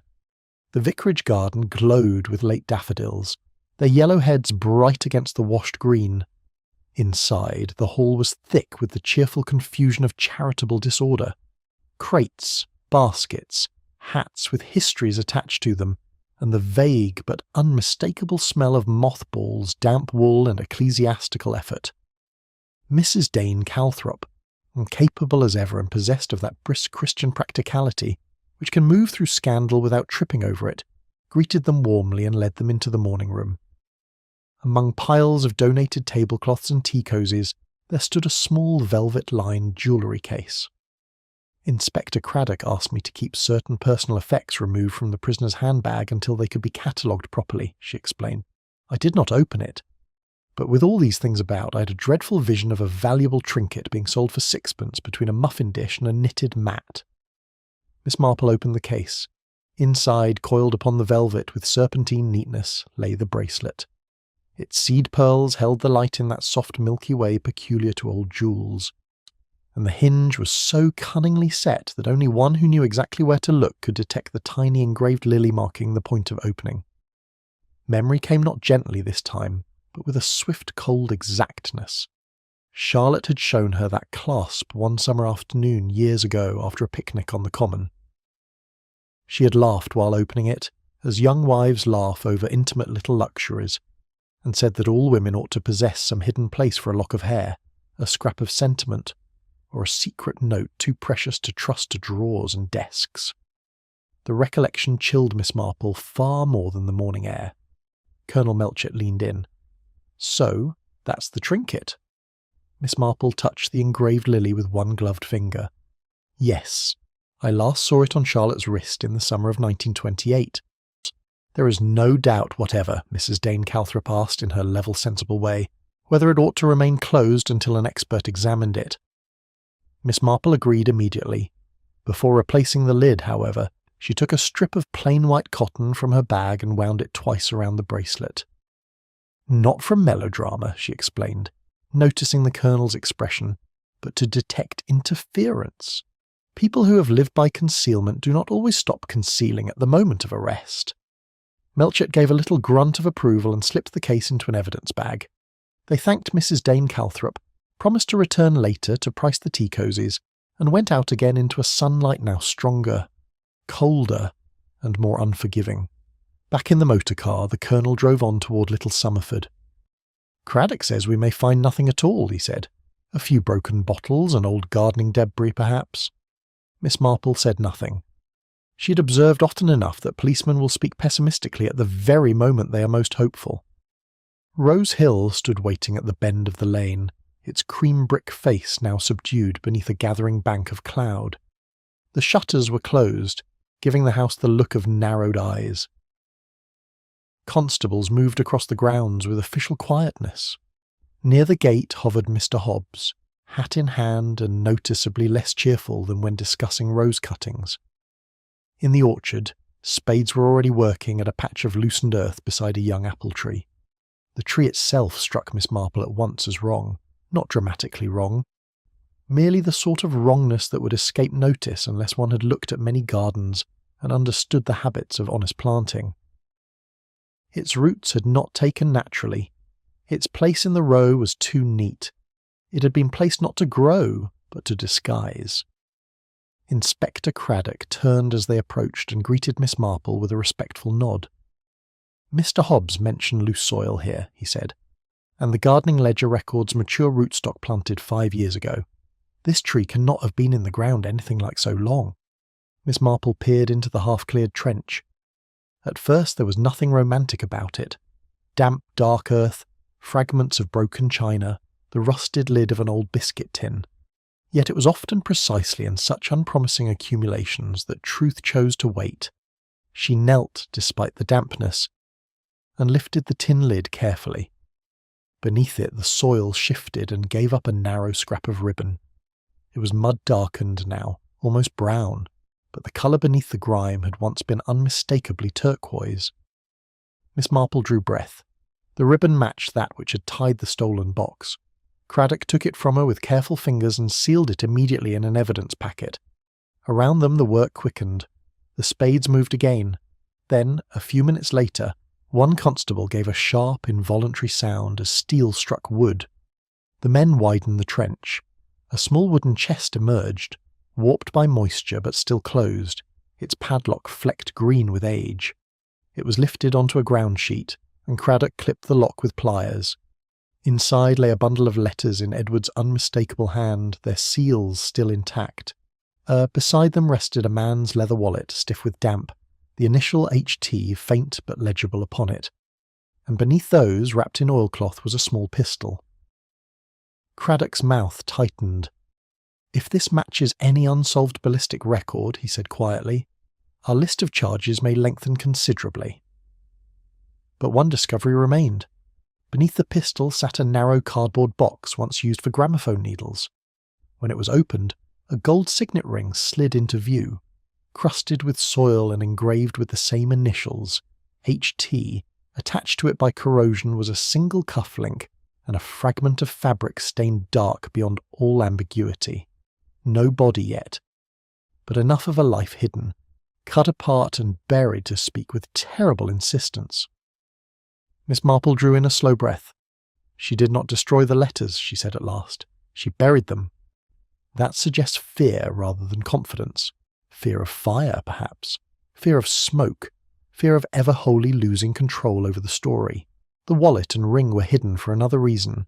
Those were not sentimental. Those were silence." Melchett turned to signal the evidence men. "We continue deeper," he said. "Body or no body, this is already a graveyard of proof." The sun had disappeared altogether now. A bank of cloud moved over the orchard, flattening the light and making the turned earth look almost black. Miss Marple felt tired suddenly, but not uncertain. She drew Craddock aside. "The bracelet has a cavity," she murmured. "Have it opened very carefully. I believe something may have been concealed in it for years." Craddock nodded at once and made a note. As they spoke, Mr. Hobbs shuffled forward, clutching his cap so tightly that the brim had bent under his fingers. His face was pale beneath weathered skin. "Beg pardon, ma'am," he said to Miss Marple. "You asked before about chalk-loving lavender. I found summit odd when planting." From his pocket he produced a small rusted tin box. Inside were 2 laudanum vials, one empty, one still half full. Mr. Hobbs admitted with miserable reluctance that he had hidden them. He had been afraid, he said, of being accused of theft or something worse if he mentioned them sooner. Miss Marple thanked him kindly. Laudanum explained much. Amelia's trembling nights, her wavering nerve, perhaps even the reckless urgency that had driven her to enter the cottage and recover the letters. Fear medicated is not fear removed. It is merely fear softened until it can behave badly. By late afternoon the orchard rang with the sounds of digging, clipping, labelling, murmured orders, and damp boots moving through grass. Notes were taken, bags were sealed. Constables passed like dark, careful figures among the trees. The whole place had become an anatomy of concealment. Miss Marple, chilled despite her coat, returned at last to the vicarage and asked to use the telephone. Through the miracle of switched lines and determined exchange girls, she managed at length to place a call to Grace Langley and Victoria. The hour there was indecently early, but Grace answered in a sleep-thick yet amiable voice. "Yes," she said. She had once owned a pearl bracelet with a hidden hinge very like the one Miss Marple described. It had been stolen aboard ship in 1946. She had later sent Miss Marple a photograph of herself wearing it. Because she had always thought it elegant and had hoped perhaps the insurance people might recover it, though naturally they never had. After replacing the receiver, Miss Marple went home and found the photograph in one of her family albums. There it was. Grace smiling into sea light. the bracelet unmistakable on her wrist. The implications deepened. If the bracelet had first belonged to Grace and not Charlotte, then Amelia had not merely mixed together one stolen identity and one forged widowhood. She had been gathering fragments of borrowed lives over years, ornaments, names, histories, constructing herself piece by piece from the possessions and absences of others. By the time evening settled, Miss Marple had removed her hat, warmed her hands twice at the fire, and filled 2 full pages of notes. The bracelet's familiarity had opened more than memory. It had opened the orchard, the buried letters, the false identity, the path toward Harold Trent, and the old long trail of theft on which Amelia appeared to have moved like a shadow among respectable lives. She wrote a short memorandum for Inspector Craddock summarising the day's findings and tucked it beside her Bible for the morning post. Outside, the church bells sounded Compline across the village. Miss Marple bowed her head and murmured a prayer for Charlotte, for Harold Trent, and, though with more complexity, for Amelia, whose desperate cleverness had brought them all to this hour. The bells faded. Wind rattled the shutters, and somewhere in Little Summerford, beneath a police lantern and the patient bite of spades, truth was still rising, coaxed upward by a bracelet too familiar to be ignored. Chapter 6. The Gardener's Careless Remark. A sullen wind moved through the hedges at dawn, rattling tight buds and carrying with it the unmistakable scent of freshly turned earth from Rose Hill's orchard into every lane and fold of St. Mary Mead. Miss Marple, already awake and seated at her escritoire, paused over her correspondence as the church clock sounded 6 dull strokes through the grey morning. The whole village seemed to her charged with the vibration of unfinished things.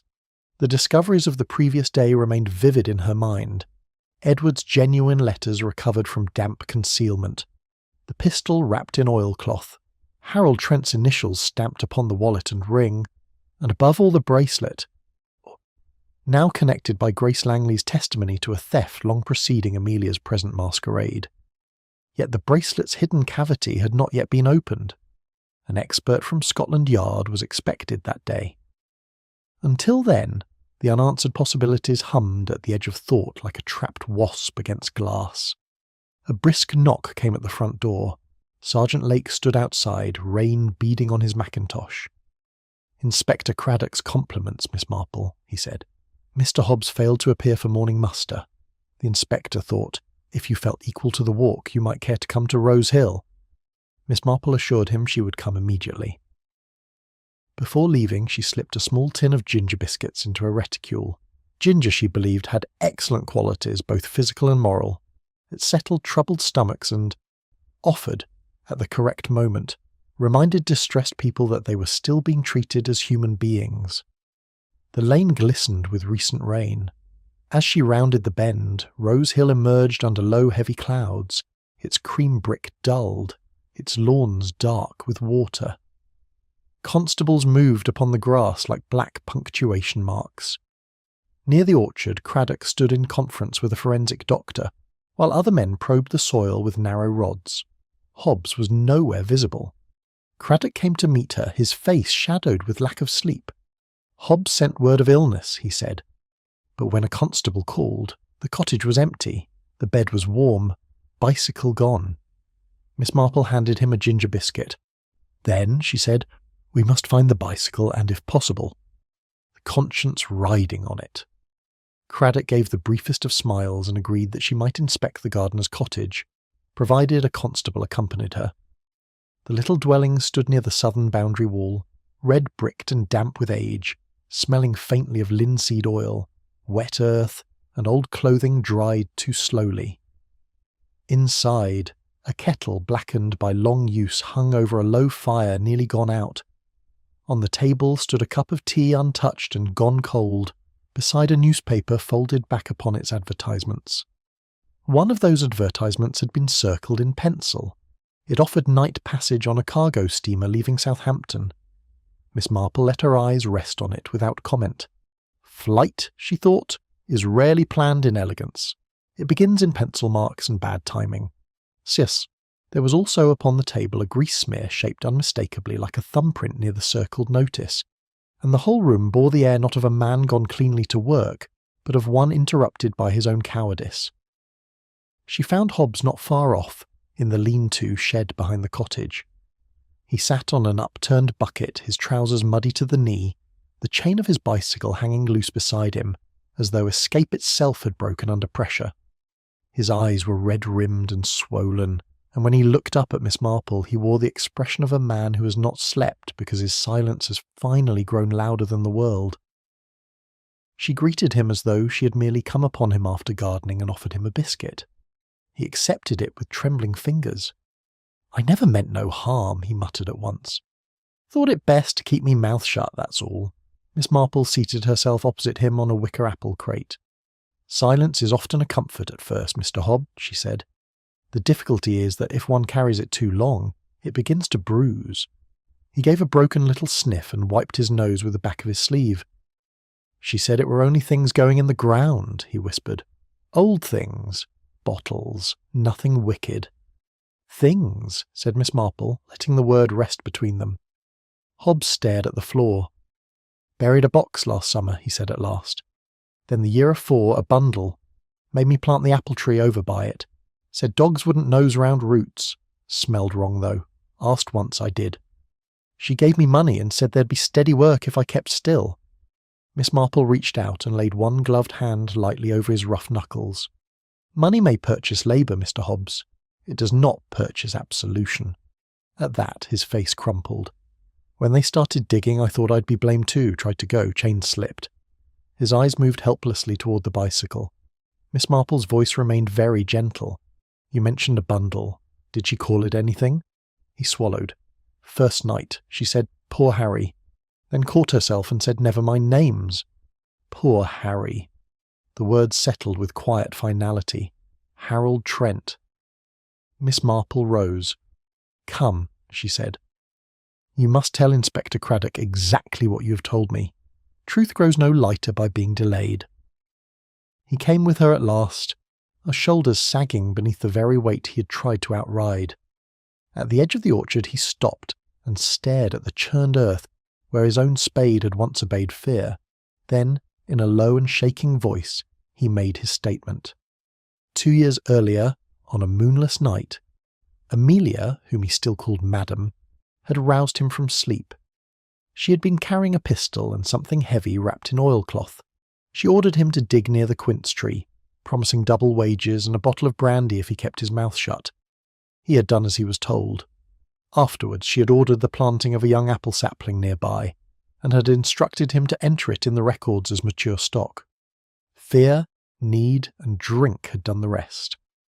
Craddock listened without interruption. When Hobbs had finished, the inspector gave a brief order, and the men moved at once toward the patch indicated. The orchard altered then into that peculiar suspended stillness which accompanies the last moments before a thing hidden too long is forced back into daylight. Rain began again, very fine.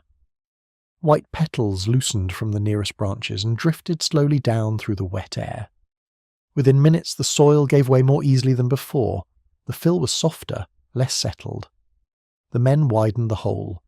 Then the oilcloth appeared, rotten in places, yes, but still intact enough to preserve shape.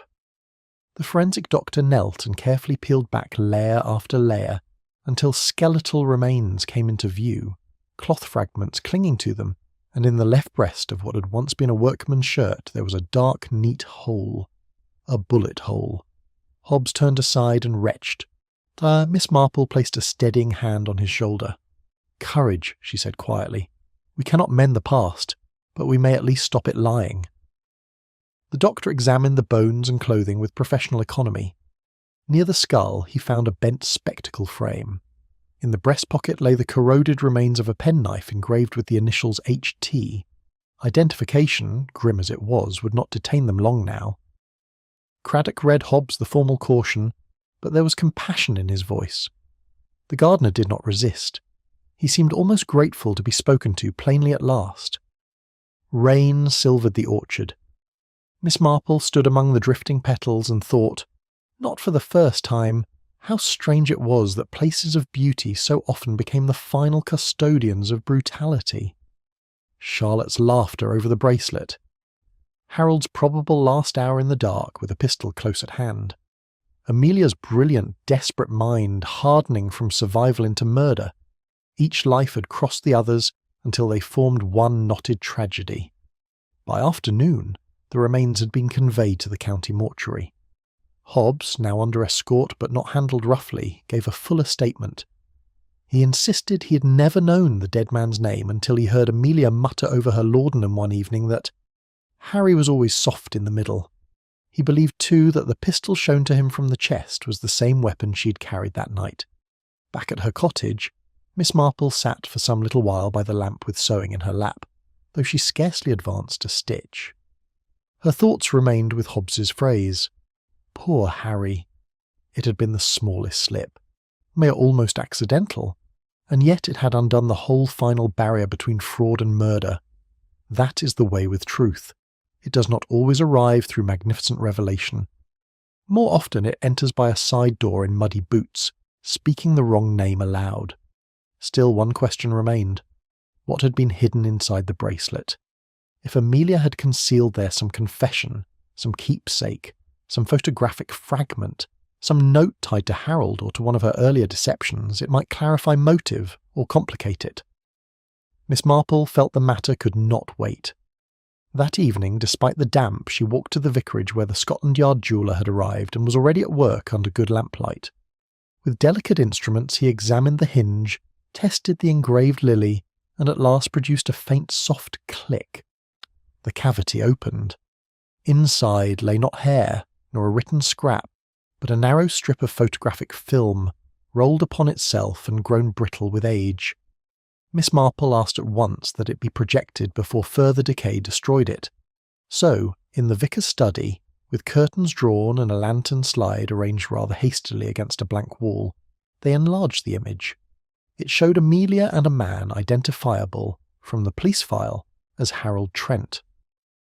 They stood before a seaside boarding house, the sign above reading The Anchor, Portsmouth, July 1937. Amelia was smiling. Harold was not. His expression held something guarded, almost wary, as if even then he already understood that whatever bound them together was made less of trust than necessity. Beneath the image, scratched faintly into the film border with a fine point, were the words, "For safety, we keep to one name and one heart. Always yours, H." The phrase altered the whole tone of the case, not innocence then, not merely victim and persecutor. Harold and Amelia had shared something, some arrangement, some deception, some mutual reinvention, one name and one heart, an agreement to disappear perhaps, to live under an alias, to evade debt, law, war, or consequence. Yet whatever partnership had once existed, it had not ended in loyalty. The bullet hole, the burial, and the years of concealment denied any romantic interpretation. Miss Marple looked at the glowing image and felt cold despite the fire. Amelia would likely seize upon this if given the chance. She might claim Harold wished to vanish. She might say the two of them had built falsehood together, that she merely survived what followed. Some of it might even be true. People do not begin with murder. They begin with compromise, and if that compromise prospers, it teaches them dreadful confidence. When at last Miss Marple walked home beneath drizzle-blurred street lamps, she felt sorrow not only for Harold and Hobbs, but even for Amelia. Cleverness, in her case, had sharpened itself into something lethal. She'd gathered names, jewels, papers, and sympathy as other women gather recipes or calling cards, until one day the act of preserving the self she'd invented required blood. Yet for all the sadness, there was also peace of a sort. Truth had now spoken in full chorus, through a gardener's frightened admission, through bones beneath blossom, through a hidden photograph rolled into a pearl-set bracelet, through initials in metal and lies in ink. The orchard had yielded the body, the bracelet had yielded motive's shadow, the tongue of an ordinary man had done the rest. That peace, fragile though it was, would in time guide the magistrate, the jury, and the county's conscience. Back in her cottage, Miss Marple turned the key in the door, set the last ginger biscuit on a saucer, and sat down to write a final summary for Colonel Melchett. She wrote carefully, each sentence firm, each fact laid where shadows could not creep over it again. Outside, the wind moved across the thatch and through the dark hedges, carrying away at last the lies Amelia had planted so diligently. What remained behind was simpler and far stronger. A slip of the tongue, a bracelet, a grave, and justice, at last beginning to take proper shape. Chapter 7. An old attic photograph. A raw dawn wind moved restlessly about Rose Hill, rattling at the empty windows and slipping through loosened cracks to stir dust that had lain undisturbed beneath Amelia Trent's borrowed life. Outside, police lanterns still marked the grounds like pale errant fireflies against the wet morning gloom. Inside, however, the house had already begun to assume that strange arrested stillness which falls over rooms once performance has ended and the audience gone home. The grace remained, but not the warmth. One felt at once that everything decorative had become merely arranged. Inspector Craddock, knowing the value of Miss Marple's eye in places where official search too often concentrated upon the obvious, had permitted her one brief visit before Rose Hill was sealed more rigorously as a crime scene. She accepted, as always, Mead, with modesty, but not without intention. There remained, she felt, one final truth not buried in orchard earth, but stored away under rafters, among the old disguises and folded remnants, which respectable houses keep once their occupants no longer know what to do with memory. She arrived shortly after 8, accompanied by a young constable named Doyle, who carried a lantern and a canvas evidence satchel, with the solemn pride of youth, entrusted at last with something important. Rain still freckled the hall tiles. The air smelled faintly of cold plaster, extinguished coal, and the abandoned effort of hospitality. Before going upstairs, Miss Marple paused in the hall and examined the framed landscapes lining the staircase. One of them hung a shade crooked, not enough to attract notice from anyone less accustomed to proportion, but enough for her. She straightened it with the tip of one gloved finger and saw at once the faint clean square left on the wallpaper beside it. The missing aviator photograph had once stood there. A small thing, certainly. Yet small absences, she reflected, often do more to define deception than large presences ever can. One may stage a room with paintings, silver and flowers. It is what has been hastily removed that speaks. The attic door opened with a complaining creak, and released at once a musty breath of old paper, stale lavender sachets and cedar wood long shut away from daylight. Dust motes turned slowly through the lantern beam. Above them the rough beams formed low dark triangles against the slates, giving the whole place the look of some private theatre where discarded rolls had been stacked and forgotten. Miss Marple stood still for a moment and surveyed the scene. Trunks, crates, hat boxes, bundled garments, everything arranged with such fastidious order that the order itself became suspicious. Amelia, she thought, had been tidy even in concealment, perhaps especially in concealment. She sent Doyle to the far corner while she bent to a cedar chest beneath the small attic skylight. Inside were women's garments spanning several decades and several selves, a beaded dress from the flapper years, utility dungarees from wartime, a modest navy suit whose satin cuffs had frayed with use, suggesting neither wealth nor poverty, but long practice in making one life appear equal to another. Beneath these lay a hat box labelled in fading script, Millicent Bryce Millinery, Manchester inside the box. Wrapped carefully in tissue as if it were some ceremonial object rather than an accessory of daily fraud, lay the lavender hat itself. Miss Marple lifted the tissue and looked within the crown. A faint name had been inked there once. Amy Harville, not Amelia Trent, not Mrs. Frederick Langley. Another self again. Perhaps shorter, lighter, more theatrical. A stage name, she thought, or something chosen in the years when invention still seemed romantic rather than necessary. She replaced the hat gently. It was curious how a single article might serve as continuity through a dozen masquerades. One hat, many women. From across the attic came Doyle's quiet voice. "Miss Marple, if you please." He had opened a battered trunk stamped with the insignia of the Canadian Pacific Line. Within it lay yellowed brochures, old ticket stubs, and bundles of correspondence addressed variously to Amelia Trent, Amy Harville, and Mrs. Frederick Langley. The years overlapped untidily. So did the handwritings and postmarks. Here was a life not lived, but revised repeatedly. Miss Marple sorted through them with growing interest. One letter came from an agency in Paris offering discreet social positions requiring tact and adaptability. Another, from a seaman named Jonas, hinted at forged papers and the easy reinvention available in certain ports to those not overburdened by conscience.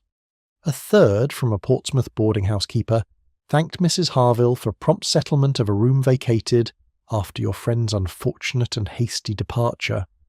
Miss Marple set aside the most significant items for evidence. Then she noticed that the trunk lid sat oddly. Its interior panel was deeper than the exterior ought to allow, a false bottom. The brass screws holding it had loosened with age. Doyle fetched his penknife, and together they lifted the panel. Inside the shallow compartment lay a single envelope sealed in red wax. The initials pressed there were unmistakable. H.T. Miss Marple broke the seal carefully.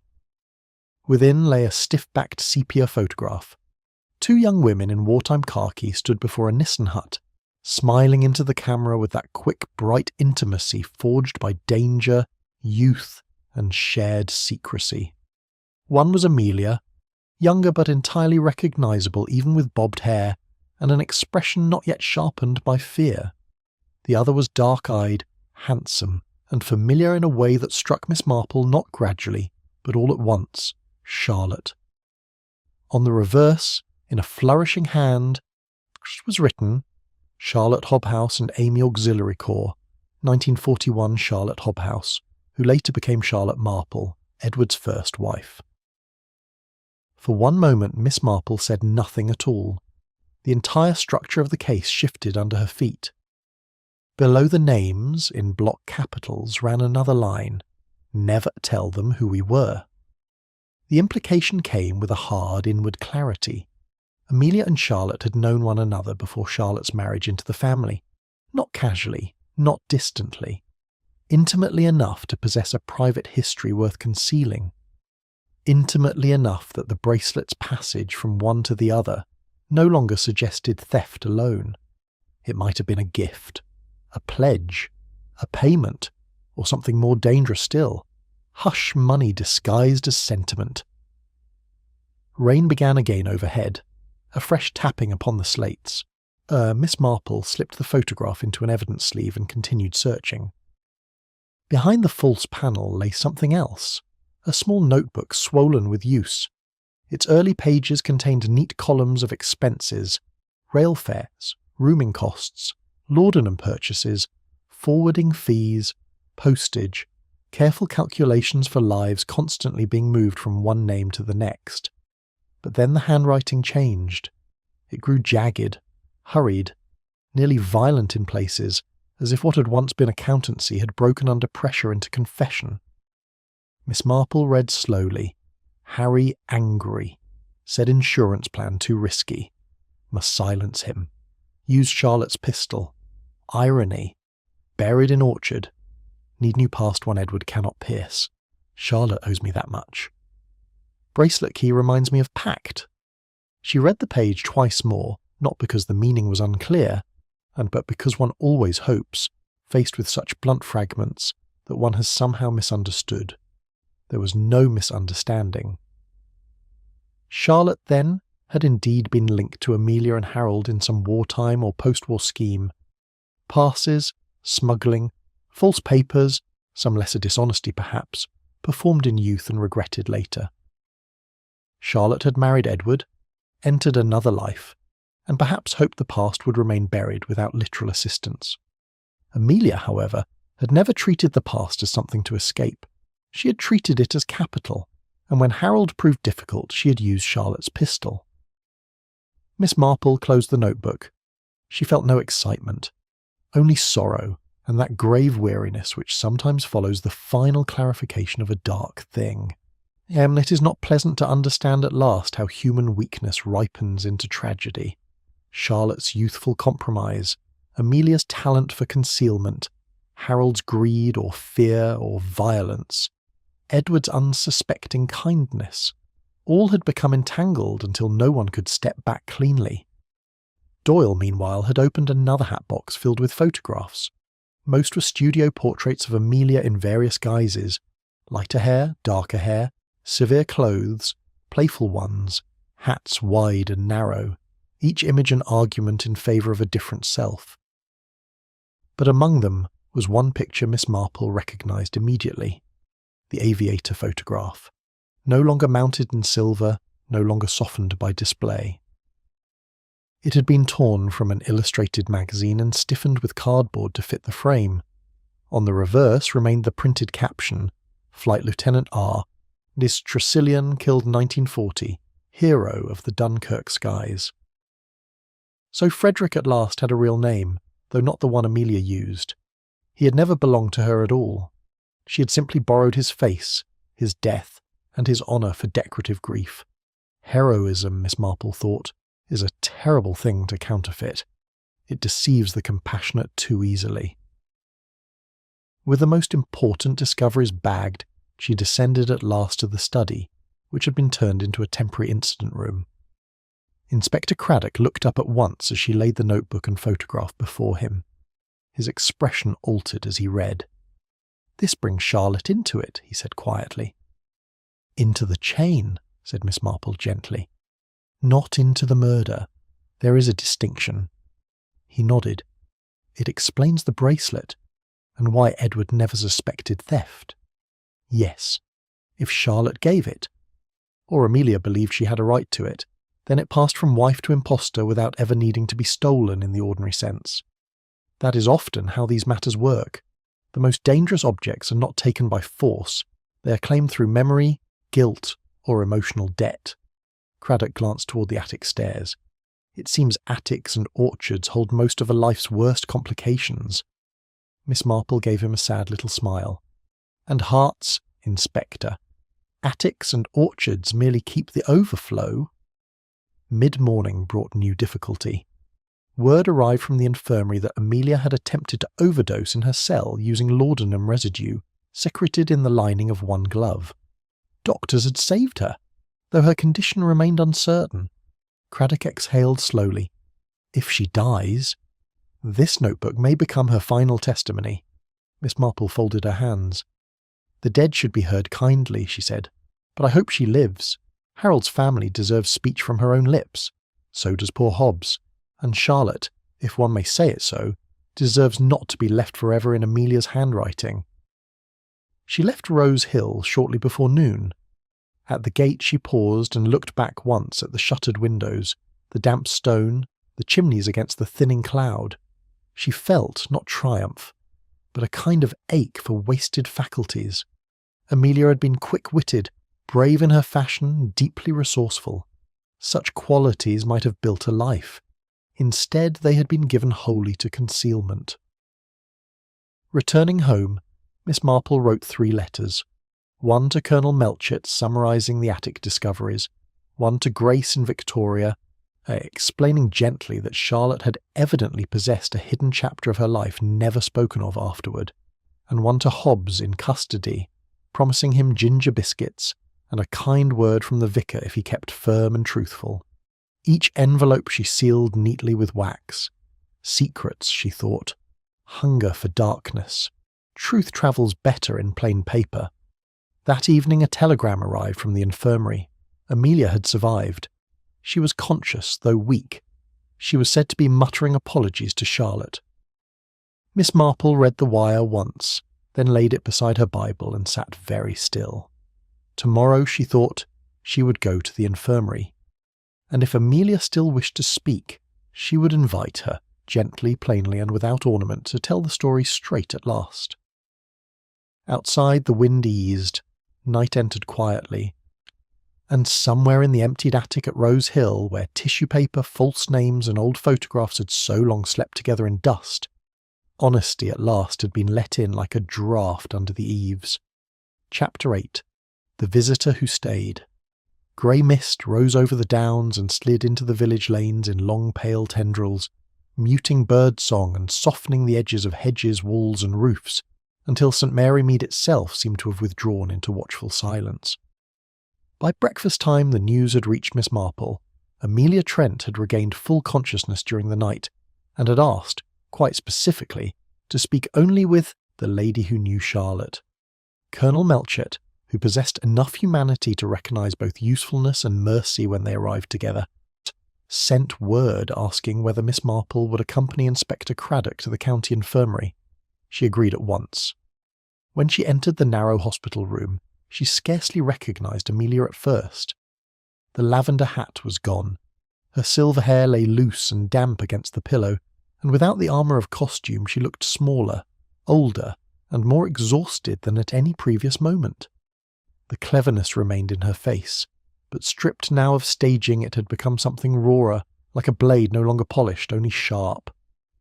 A nurse withdrew at a nod. Amelia turned her head with effort and fixed Miss Marple with eyes still fever-bright beneath the hollows of strain. Her words came in a rough whisper. "Find the ledger. Witchford Halt. Ward 3. She caught at Miss Marple's wrist with surprising force. "My name is there." Beside a visitor who never signed out. Her breath caught. "I am tired of carrying them." Then her eyes closed again. Miss Marple sat still for a moment after the nurse returned. The phrase remained with her all the way home, moving through her thoughts with the persistence of an unresolved note. A visitor who never signed out. It might have been metaphor. Guilt is full of such language. Yet it might equally have been literal, and with Amelia literal things had always worn emotional clothing in hopes of escaping notice. By noon Miss Marple had decided that the answer lay not in the infirmary, but 40 miles north at Witchford Halt itself, where the sanatorium still stood abandoned among dark yews and wet fields. Inspector Craddock obtained a permit for entry. That afternoon an official motor conveyed them along narrow roads bordered by budding hawthorn and low stone walls blackened with rain. At 4 o'clock they reached the gate. Witchford Halt had the look peculiar to institutions from which life has withdrawn, but routine has not yet entirely given way to ruin. Ivy strangled the gate pillars. Window panes gaped or glittered brokenly. The building loomed with that sour grandeur common to places once devoted to treatment, and now left to weather, mould, and memory. The caretaker, Mr. Albright, led them through corridors where peeling paint curled like old parchment, and footsteps returned in hollow echoes. Ward 3 lay on the top floor. Even in daylight it was not an agreeable place. The doors hung ajar, rusted bedsteads stood in rows like patient witnesses. A smell of dust, stale linen, and long-dried disinfectant clung to the air. Yet one bed differed from all the others. It remained made. Not freshly, certainly, but neatly. The yellowed sheets were still drawn tight. A china cup sat upon the tray beside it, as though the patient had merely stepped away and might return at any moment. Dust lay thick upon everything else, not upon the cup's rim. Miss Marple ran one gloved finger along the saucer and held it to the light. Clean. Someone had come here recently. She crossed to a wall cupboard and, after some effort, found the ward ledger. The pages were dry and crisp, though curled at the corners. The columns recorded admissions, medications, visitors, and discharge notes in the hand of several nurses over several years. Amelia Trent's name appeared where expected. Beneath it, regular visits from Harold Trent up to April 1937. Then a final entry, blurred and uncertain, as though the pen had been pressed and dragged. A few lines below, another name appeared. Charlotte Hobhouse, May 12th, 1937.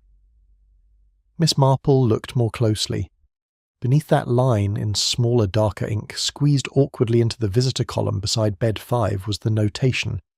H.T. no date, no exit mark, no corresponding discharge notation. It was not the sort of omission nurses make by accident. It looked inserted afterward, hurriedly, perhaps by someone who knew it ought to be there but did not know how to make it fit. Craddock frowned. a clerical irregularity. "Possibly," said Miss Marple. "Or possibly someone borrowing a space on the page in the same spirit Amelia borrowed names." She turned to the back of the ledger. Or on the inside cover a nurse had jotted odd practical notes, weather remarks, missing spoons, shortages of liniment. One entry, written hurriedly and at a slant, read, 15th of May. Ward 3. Visitor collapsed on stair during storm. Removed to staff infirmary. Refused identification. Discharged self next morning. Miss Marple's finger rested on the line. "Harold did not disappear from Portsmouth," she said quietly. "Not at first. He disappeared here." Mr. Albright confirmed that a former staff infirmary still existed in the basement. They descended by stone steps slick with damp. The room below smelled of mould, old carbolic and disuse. Against one wall stood a metal cabinet with a skeleton lock. Inside were brown bottles, moulded forms, and tucked in the back a canvas satchel monogrammed HT. It contained only insurance papers, or Miss Marple unfolded them carefully. The policy value was £500. Beneficiary, Amelia Trent, payable upon proof of accidental death. Craddock's jaw hardened. So that was the scheme, a disappearance, then claim, then vanish under another name. Miss Marple did not answer at once. There were too many human motives braided together now for easy summary. Fear, greed, loyalty, resentment, survival. But yes, somewhere in it Harold and Amelia had planned a death without a corpse, an insurance payment without a widowhood honestly earned. Then her eye was caught by a loose board behind the cabinet. When pried open, it revealed a narrow cavity. Inside lay a silver cigarette case. On the lid were engraved the words, "To Harry, all my tomorrows. Charlotte." Beneath it rested a folded letter in Charlotte's hand. Miss Marple opened it and read aloud. "Harry, I leave the pistol with Amy should you need courage. Meet me at the Anchor after your discharge. Remember our pledge. C." The web darkened at once. Charlotte was not peripheral. She had been tied to both of them, not perhaps in murder, but certainly in conspiracy. A wartime pledge, false names, shared danger. Harold meant to disappear and profit by it. Charlotte, later regretting much of what had once bound them, had nevertheless supplied the pistol. Amelia had taken what was meant as threat or leverage and turned it into action. On the veranda outside the basement exit, dusk already gathering over the wet grounds, Miss Marple paused and looked out across the yews. One rook crossed the dim sky alone. "A visitor who never left," she said softly. Not a ghost then, a man, a scheme. A presence on the ledger never properly concluded. They returned late to St. Mary Mead. The following morning Amelia, stronger now, had been moved under guard to the prison ward. Miss Marple visited again, carrying a small sprig of lavender from her garden. Amelia looked at it with a faint, difficult smile. "So," she whispered, "you found him." "And Charlotte's letter," Miss Marple said. At that Amelia's eyes filled. "She begged me to stop," she said after a long silence. "She saw what Harry was becoming. Greedy. Reckless. She gave me the pistol only so I might frighten him into abandoning the scheme. But he laughed, struck me, called me weak." Her mouth trembled once. Something in me broke. Miss Marple listened without interruption. "I fired! I did not think. Afterwards I thought only of not being dragged down with him. I hid him first there. Later, when Rose Hill changed hands and workmen came near the orchard, I moved him. I could not risk discovery." "What of Edward?" Miss Marple asked gently. Amelia turned her face slightly into the pillow. "Edward was kindness. That was all. He felt safe. He asked so few questions. I thought perhaps if I stood close enough to his life, I might become someone the past could no longer touch." "And the bracelet?" A long pause. "I wore it to remember Charlotte," Amelia said at last, "and because it reminded me I had once been loved, or warned. I never knew which." Miss Marple laid the sprig of lavender on the bedside table. "Remembering," she said quietly, "is not atonement." Amelia closed her eyes. "Will the visitor leave now?" she whispered. "In time," said Miss Marple. "Truth has a way of setting both the ghost and the guest free." Outside the ward, Colonel Melchett waited with further news. Hobbs, in light of full cooperation, would likely receive leniency. Craddock's notes now formed a coherent chronology. Wartime association between Charlotte and Amelia, Harold's role in the insurance scheme, the sanatorium concealment, the shooting, years of reinvention, the eventual exhumation beneath orchard ground, and the final family imposture through Edward's death. The magistrate had fixed trial for midsummer. Miss Marple would testify regarding the forged correspondence, the bracelet, and Amelia's attempt to secure family recognition. She felt, unexpectedly, very calm. There are moments in an investigation when one senses the pattern has at last closed fully, every stitch taken, every loose thread tied back into its place. The sorrow remains, but confusion goes. That afternoon she spent an hour in her garden transplanting white irises. The sun came out briefly, warming the soil so that it crumbled honestly through her fingers. There was comfort in good earth when it had not been asked to conceal anything. That evening Mrs. Dane Calthrop held a subdued gathering for prayer. Miss Marple attended, her knitting resting in her lap while hymns moved softly through the room. As the final amen faded, she remarked in a low voice to the vicar's wife that even orchards may bear sweet fruit again once poisoned roots are taken out. Walking home under the first emerging stars, Miss Marple thought of the phrase that had guided the final stage of the case, a visitor who never left. Guilt, she reflected, is rather like certain strong perfumes. It lingers in curtains, drawers, and wool long after the bottle itself has shattered. Yet confession alters the air. It does not erase what has been done, but it permits the room to breathe again. At her gate she paused and breathed the scent of night jasmine. The dead, she thought, seemed quieter now. Their business was nearly finished. Inside she set the kettle on, drew out a fresh sheet of writing paper, and composed one final letter to Inspector Craddock, listing the attic discoveries, the ledger irregularities, the cigarette case, Charlotte's note, and Amelia's bedside admission. She ended with one plain sentence: "I believe no further contradictions remain." When she sealed the envelope, she felt a lightness unfamiliar since the arrival of that first cream envelope. Upstairs, the clock chimed 10. Miss Marple turned down the bedclothes and glanced once at the moonlight falling in silver bars across the floorboards. No hidden latch clicked. No shadow shifted with concealed intention. For the first time since the case began, she knew sleep would come without interruption. As she lay down, she offered a quiet benediction for Charlotte, for Harold, for Amelia awaiting judgment, and, perhaps most naturally of all, for herself. An ordinary elderly spinster, as the world liked to suppose, who had merely listened when an unwelcome visitor overstayed, and secrets came looking for fresh lodgings. Then she closed her eyes, and at last the house was still. Chapter 9. Tea, Truth, and a Reckoning. An unexpected hush had settled over the county infirmary on the afternoon appointed for Miss Marple's final conversation with Amelia Trent. The long corridor windows admitted a grey slanting light that caught at floating dust and made the ward seem suspended in a kind of patient judgment, as though the building itself were listening. At 3 o'clock the clock in the passage struck, each note clear and deliberate, echoing along the tiled walls with something of the sound of a gavel. Visitors in prison wards generally brought flowers, oranges, or awkward sympathy. They did not usually bring a porcelain tea service. Miss Marple arrived carrying a wicker basket neatly lined with folded linen. Colonel Melchett and Inspector Craddock accompanied her, together with Reverend Paul Denning, whose presence lent moral steadiness to difficult occasions, and Mr. Hobbs, pale and uneasy but determined, his cap crushed between both hands.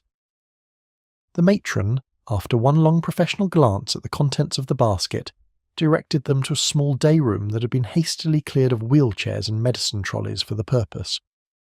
A square table stood waiting beneath the window, covered with a crisp white cloth borrowed, it transpired, from the vicarage linen press. Miss Marple unpacked her things with the same composure another woman might show in a drawing-room on a wet Thursday. Silver pot, matching cups, a small milk jug, sugar basin, and a plate of seed cake wrapped in wax paper. Comfort, she thought, had its uses even among the guilty, sometimes especially there. Amelia entered under escort a few moments later. She looked fragile now, but not diminished. Her body had thinned under strain, and the hospital cotton gown lacked all the elegance of violet silk, yet something in her carriage remained unmistakably deliberate. Her silver hair was smoothly pinned, her face was pale but composed. If the lavender hat had been the costume of deception, this plainer appearance seemed in its way more formidable, because it allowed the steel in her eyes to show unsoftened. When she saw the familiar china, she stopped for the briefest instant, then crossed the room and allowed herself to be seated opposite Miss Marple. The wardress withdrew to the doorway, where she remained impassive but attentive. Colonel Melchett and Craddock took places flanking the table, their records neatly arranged before them. Hobbs stood near the window in visible discomfort, unturning his cap over and over in his fingers. Reverend Denning remained behind Miss Marple's chair, hands folded, grave and kind. Miss Marple poured tea. "Thank you for agreeing to this little gathering, Mrs. Trent," she said, using Amelia's true name without emphasis. "I thought it might be kinder if you spoke among those who wish for truth, rather than first among those whose business is merely judgment." A faint ironic curve touched Amelia's mouth. "A comfort indeed," she said, "though I doubt seed cake will materially improve my prospects." "That depends," said Miss Marple, handing her a cup, "on what crumbs of honesty may still be shared." Colonel Melchett opened first the small notebook recovered from the attic at Rose Hill and slid it gently across the cloth. "Your handwriting," he said. "The entries speak of the insurance scheme. The quarrel with Harold Trent, the shooting, and the burial." Amelia looked at the notebook for a long moment and traced the cover once with a fingertip, but did not speak. Craddock set down beside it a copied page from the Witchford Holt ledger, along with a staff note concerning the unidentified collapsed visitor. "Harold Trent disappeared from Ward 3, he said quietly. "Not from Portsmouth, not at first. That much is no longer in doubt." A small muscle moved at Amelia's jaw. Still she said nothing. Then Miss Marple placed before her the final objects: the sepia photograph of Charlotte and Amelia in wartime uniform, and beside it the pearl bracelet, its hidden hinge already opened, the strip of film removed and preserved elsewhere. "Charlotte left you a warning," Miss Marple said softly, "and perhaps more than a warning. She expected better of you than what followed." At that, Amelia's composure trembled for the first time. "Charlotte," she said, and her voice broke upon the name as though it had struck some long-sealed chamber in her. "Charlotte always believed one could come back from anything." Reverend Denning stepped forward a little. "Confession," he said gently, "is not the end of grace, my dear. It is the place where grace is at last allowed to breathe." Amelia did not answer him immediately. Instead, she turned her head and looked across the room toward Hobbs. For a moment the expression in her face was not theatrical and not defensive. It was simply human. "I dragged you into darkness," she said. "You wanted wages and shelter, not graves." Hobbs swallowed hard and gave a broken nod, his eyes bright and miserable. At length Amelia turned back to the table. "Shall I tell it all then?" she asked. Miss Marple inclined her head once. "Yes," she said. "Properly." Amelia folded her hands together, though they were trembling, and began. The confession did not come in a rush. It came in measured sentences, with pauses between them during which the corridor clock could be heard ticking, and the silver lid of the teapot gave the occasional minute settling click. She spoke of wartime days with Charlotte, of forged passes and dangerous errands performed half from conviction and half from youthful exhilaration. She spoke of Harold Trent, whose charm had first seemed daring, and whose greed later revealed itself as the true governing principle beneath everything. She described the insurance scheme in which a false death and a profitable disappearance had been planned. She described Charlotte's increasing alarm, Charlotte's attempt to halt what had begun as deceit and was drifting toward ruin, and Charlotte's fatal mistake in placing a pistol in Amelia's keeping, intending protection rather than use. Then came the quarrel in the sanatorium basement, Harold angry, Amelia frightened, one blow, then another. the pistol raised not to threaten but to stop him. The shot. Her voice thinned as she described the silence afterward, then the first concealment, the dragging, the hiding, the years of terror, reinvention, and further deceit required to keep one old crime from surfacing beneath the next. She spoke of Edward with a different tone entirely, quieter, almost ashamed. He was kind, she said. Oh, kind in the way I no longer believed existed. I thought if I could stand close enough to that life, I might at last become someone who belonged in it. But one cannot live inside kindness by theft. The forged letters, the borrowed widowhood, the lavender hat, chosen first because it drew the eye and later because it became part of the role, the gradual hardening of every improvisation into a full false identity. By the time she finished, the light had shifted across the floorboards and the bars from the window lay long and angled like the shadows of a dock rail. Colonel Melchett cleared his throat. You understand, Mrs. Trent, that this statement will accompany the evidence submitted to Crown Counsel. Amelia gave a faint, tired smile. Yes, she said, I understand. A cell with truth in it is larger than a mansion built of lies. Inspector Craddock, who had been taking notes with grave concentration, set down his pencil. Then, in a gesture so unexpectedly gentle that even the wardress seemed momentarily surprised, he reached for the teapot and poured Amelia a second cup himself. She accepted it with a slight nod. Miss Marple passed the seed cake plate. Amelia took a small piece, broke it between her fingers, and let the crumbs fall onto the saucer without eating. Lies travel with 1 cup of tea, she said softly, almost to herself. Miss Marple met her eyes. But not with 2, she answered. For the first time, Amelia's mouth moved into something like a true smile, though sorrowful and brief. At a signal from Craddock, the wardress returned. Amelia rose slowly. Before doing so, however, she removed the bracelet from her wrist, the bracelet she had worn as charm, burden, relic, and defence, and placed it in Miss Marple's open palm. Return it, she said, to Charlotte's people.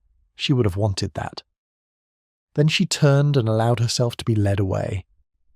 No one spoke for several moments after the door closed. The silence that remained was not empty. It was the silence of something long resisted, finally admitted. Hobbs let out a long, unsteady breath, as though an iron weight had been lifted from his chest. Reverend Denning bowed his head and murmured a brief prayer too low to catch. Colonel Melchett gathered the notebook and copied statements into a formal dossier and snapped the clasp shut with quiet finality. Craddock rested one hand lightly upon the back of Miss Marple's chair. You've given justice more than facts, he said. You've given it shape. Miss Marple shook her head and adjusted the bracelet in her hand. I merely poured the tea, she said. Human nature supplied the rest. Outside the infirmary the clouds had broken in places, and the late afternoon sunlight found the puddles left by morning rain and turned them briefly to gold. Hobbs departed toward the bus stop with lighter steps than he had brought. Melchett and Craddock returned to headquarters. Miss Marple remained for a short while alone on a bench beneath a budding horse-chestnut, and watched petals blow across the drive like pale, accidental confetti. She thought of Charlotte's irises in her garden, of Amelia facing the first night of complete truth, of Harold, no longer missing, of Hobbs, released at last from the long oppression of silence. Then she rose, settled her reticule upon her arm, and made her way to the station. The train deposited her at St. Mary Mead in the clear hush of 5 o'clock. Coal smoke and lilac scented the air. The village looked exactly as it always had, save that one more shadow had been coaxed from its place and named. Back in her cottage she put the kettle on and laid the bracelet upon her writing desk, beside a fresh envelope addressed to Grace Langley in Victoria. She wrote only a brief note. Your bracelet returns after difficult travels. I hope that peace, and perhaps a little polishing, may restore its proper shine. As dusk gathered, she settled at last into her fireside chair. The flames moved softly in the grate. Her unfinished knitting lay where she had left it before the business of Amelia Trent had taken hold of the days. She threaded the wool, her hands steady now, and began once more to knit while the mantel clock marked out its patient time. Outside, the wind shifted northward and freshened the air through the open window. It smelled, Miss Marple thought, of endings properly concluded, and of beginnings made possible only because the truth had at last been invited to sit down and take tea. Chapter 10. No longer a widow. Late June sunlight lay over St Mary Mead like warm honey, gilding the thatched roofs, warming the churchyard stones, and drawing from the gardens a riot of roses so extravagant that one might almost have believed no dark history had ever passed through those quiet lanes. The lime trees hummed with bees. Children sent hoops spinning down the road. Somewhere a piano was being practised badly and with conviction. 2 months had passed since Amelia Trent's confession, and village life, elastic, resilient, and endlessly practical, had done what it always does. It had absorbed scandal, spoken of it thoroughly, embroidered it somewhat, disapproved of it with vigour, and then returned to the orderly rhythm of flower shows, parish disputes, weather observations, and jam-making. Yet for Miss Marple, this day marked a private conclusion. It was, she felt, the last stitch in the tapestry of the wrong widow. At 9 o'clock she folded the morning newspaper, whose account of the case was polite, abbreviated, and less perceptive than the women at the post office had already been. And then she took up a small parcel wrapped in brown paper and tied with string. Inside lay the pearl bracelet, newly polished to a soft and rightful lustre, together with the letter to Grace Langley and Victoria. Miss Marple walked with it to the post office. The village, in summer light, looked so content that even the crows atop the church spire seemed softened by weather and season. Miss Pullet, behind the counter, accepted the parcel with the discreet curiosity of a woman who knew very well that Miss Marple's small errands were often attached to stories of unusual depth, and who had long ago learned that asking fewer questions usually produced better eventual gossip.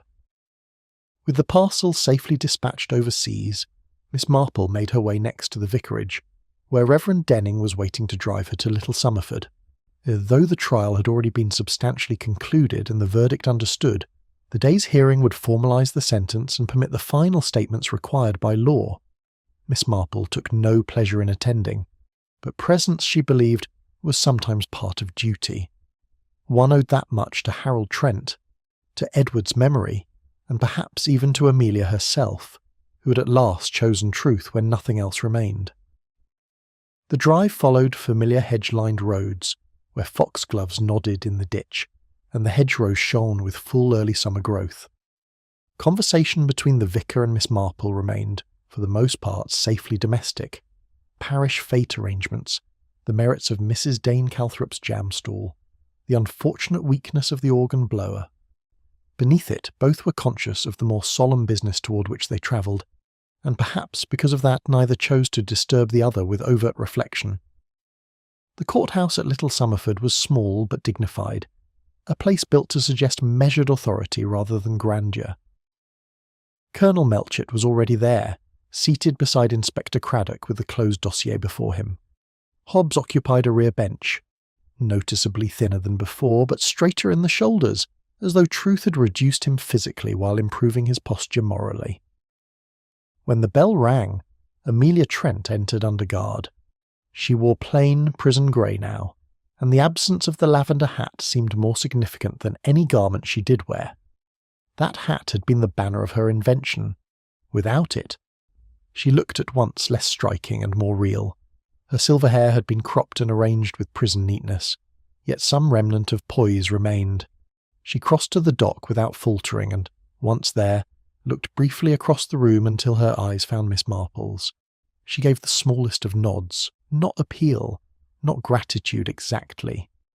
Acknowledgement. Sir Rowland Fairfax, who presided, read out the formal sentence in tones as dry and orderly as legal paper itself. Penal servitude for life, with recommendation that the Home Secretary consider the mitigating circumstances detailed in the medical and psychological reports, including duress, prolonged instability, and wartime trauma. Defence counsel rose and made a final plea that was skillful without being sentimental. He spoke of Amelia's youth, of manipulative influences, of fear, undamaged judgment and remorse sincerely expressed once confession had begun. The prosecution in turn argued that remorse delayed until discovery cannot wholly soften murder, though it conceded that no evidence suggested further acts of violence beyond the long chain of concealments flowing from Harold Trent's death. Throughout, Amelia stood with her hands folded on the rail before her. Miss Marple observed that the restless energy which had once gone into the arrangement of hats, names, letters, and rooms seemed now exhausted. There was still intelligence in her face, but not movement. She looked like a woman who had at last set down a burden she had long mistaken for armour. When invited to speak, Amelia did so in a clear, controlled voice. She apologised first to Harold Trent's distant cousins for the years in which his disappearance had denied them certainty, then to Edward Marple's memory for trespassing upon his trust and using his goodness as shelter. Finally she spoke of Charlotte, not as accomplice nor as excuse, but as one who had once tried too late to turn back from dangerous roads. Her voice faltered only when she turned toward Hobbs and thanked him for tending roses above Harold's temporary grave, however unknowingly, and for finally choosing truth over fear. The judge concluded. The officers moved. As Amelia passed from the dock under escort, she came just near enough to Miss Marple for a few low words to reach her. 2 cups, she murmured. Miss Marple inclined her head. She understood. Outside, the noon sun fell hard and bright across the courthouse steps, scattering the last shadow of the proceedings. Colonel Melchett joined her, his usually sturdy moustache drooping slightly in reflective mood. "All tidy now," he said, "as much as such things ever are." Then, after a moment, "I keep thinking of Charlotte. How far her choices travelled." Miss Marple sighed. "Human nature is a labyrinth, Colonel. Some people step off the proper path only once, and spend the rest of their lives trying to find it again. Charlotte strayed and regretted it. Amelia strayed and made an identity of running." Craddock came up then and added with a touch of relief, "At least the bracelet is on its way home, and the orchard may yet produce honest fruit. Hobbs means to graft new varieties," he added. "Says he owes the ground something sweet." From his pocket he drew a small envelope. "This is for you, from Amelia." The governor allowed it. Inside was a single pressed sprig of lavender and a narrow slip of paper bearing the words, "My debts counted, my borrowed name laid down. Thank you for the last cup of tea." A tea. Miss Marple read it once and tucked it away in her reticule. "Lavender," she said softly, "remembrance, and sometimes healing." They parted soon after. Reverend Denning returned to parish obligations, Colonel Melchett to administration, Craddock to London with the final files marked for closure. Miss Marple accepted a shy offer of a lift from Hobbs, who had come in a newly purchased pony cart bought, he explained awkwardly, from savings now no longer tainted by hush money or fearful silence. The journey home was a gentle one. Hobbs spoke mostly of practical things, grafting russets, mending fencing, and a stray kitten lately taken up residence in the gardener's bothy. Miss Marple encouraged these matters warmly. Hope, she thought, often begins in very ordinary projects. By the time she returned to St. Mary Mead, the parish fete was in full cheerful disorder upon the green. Children shrieked around hoopla stands. A brass band performed with more enthusiasm than precision. Mrs. Dane Calthrop presided over preserves with the authority of a field marshal. Miss Marple passed from stall to stall sampling sponge cake, admiring flower arrangements, and congratulating winners with proper attention. Village life, perennial and resilient, had already done what village life always does. It had taken recent tragedy and woven it into the long cloth of remembered events, somewhere between old elopements, ancient quarrels, and those missing silver spoons that had never been satisfactorily explained. At 4 o'clock she returned to her cottage. A fresh tea tray awaited her, with scones from Mrs. Barton's stall and Darjeeling in the pot. The mantel clock chimed with domestic certainty, and the sound, so like the courthouse bell in shape, yet so unlike it in feeling, seemed to tell her that one world had ended and another resumed its place. She sat, poured tea, and let her thoughts move as they wished. Harold's greedy smile, Charlotte's uncertain goodness, Amelia's guarded intelligence. Hobbs bent by fear and then steady by truth. Edward's unsuspecting kindness. Crimes, Miss Marple reflected, rarely spring from wickedness alone. More often they grow from weakness, vanity, fear, greed, in an opportunity watered together until conscience no longer knows where to put its feet. She reached first for her knitting, then changed her mind and took instead the little notebook in which the chief points of the case had been set down. On the last page, beneath dates and names, she wrote one final line. Lies may travel with 1 cup of tea, but not with 2. She underlined it once, closed the notebook, and placed it on the shelf among earlier quiet chronicles. Another case concluded. Another lesson folded into that great invisible storehouse of human nature from which she so often drew. The sunlight lowered gradually, turning the room amber. Swallows dipped and turned beyond the window. Miss Marple lifted her cup and drank. No knock would disturb her that evening. No secret hand would try the kitchen latch. And no stranger in too vivid a hat would ask to be believed. She said a brief prayer for Amelia behind stone walls, for Harold now resting in consecrated ground, for Charlotte's bracelet crossing the ocean homeward, and for herself, because old age, however observant, also requires grace. The lamps were lit one by one about the village. A hymn drifted faintly from church practice. The day softened. Miss Marple set down her empty cup, smoothed her skirt and smiled, not with triumph, but with tranquil completion. Stories ended. People did not. Truth emerged. Life went on. The pattern remained intricate, imperfect, and endlessly fascinating. And should the postman one day bring another curious envelope, or some stranger arrive in the village wearing a shade of hat just a little too memorable, she would be ready as ever, knitting near at hand, teapot warm and mind attentive to the smallest discordant note. But for now, peace settled about her like a shawl over narrow shoulders. The false widow had at last been unmade. The borrowed life returned to history, and truth, as so often before, had been confirmed not by thunder, but by the simple, civilizing ritual of 2 cups of tea.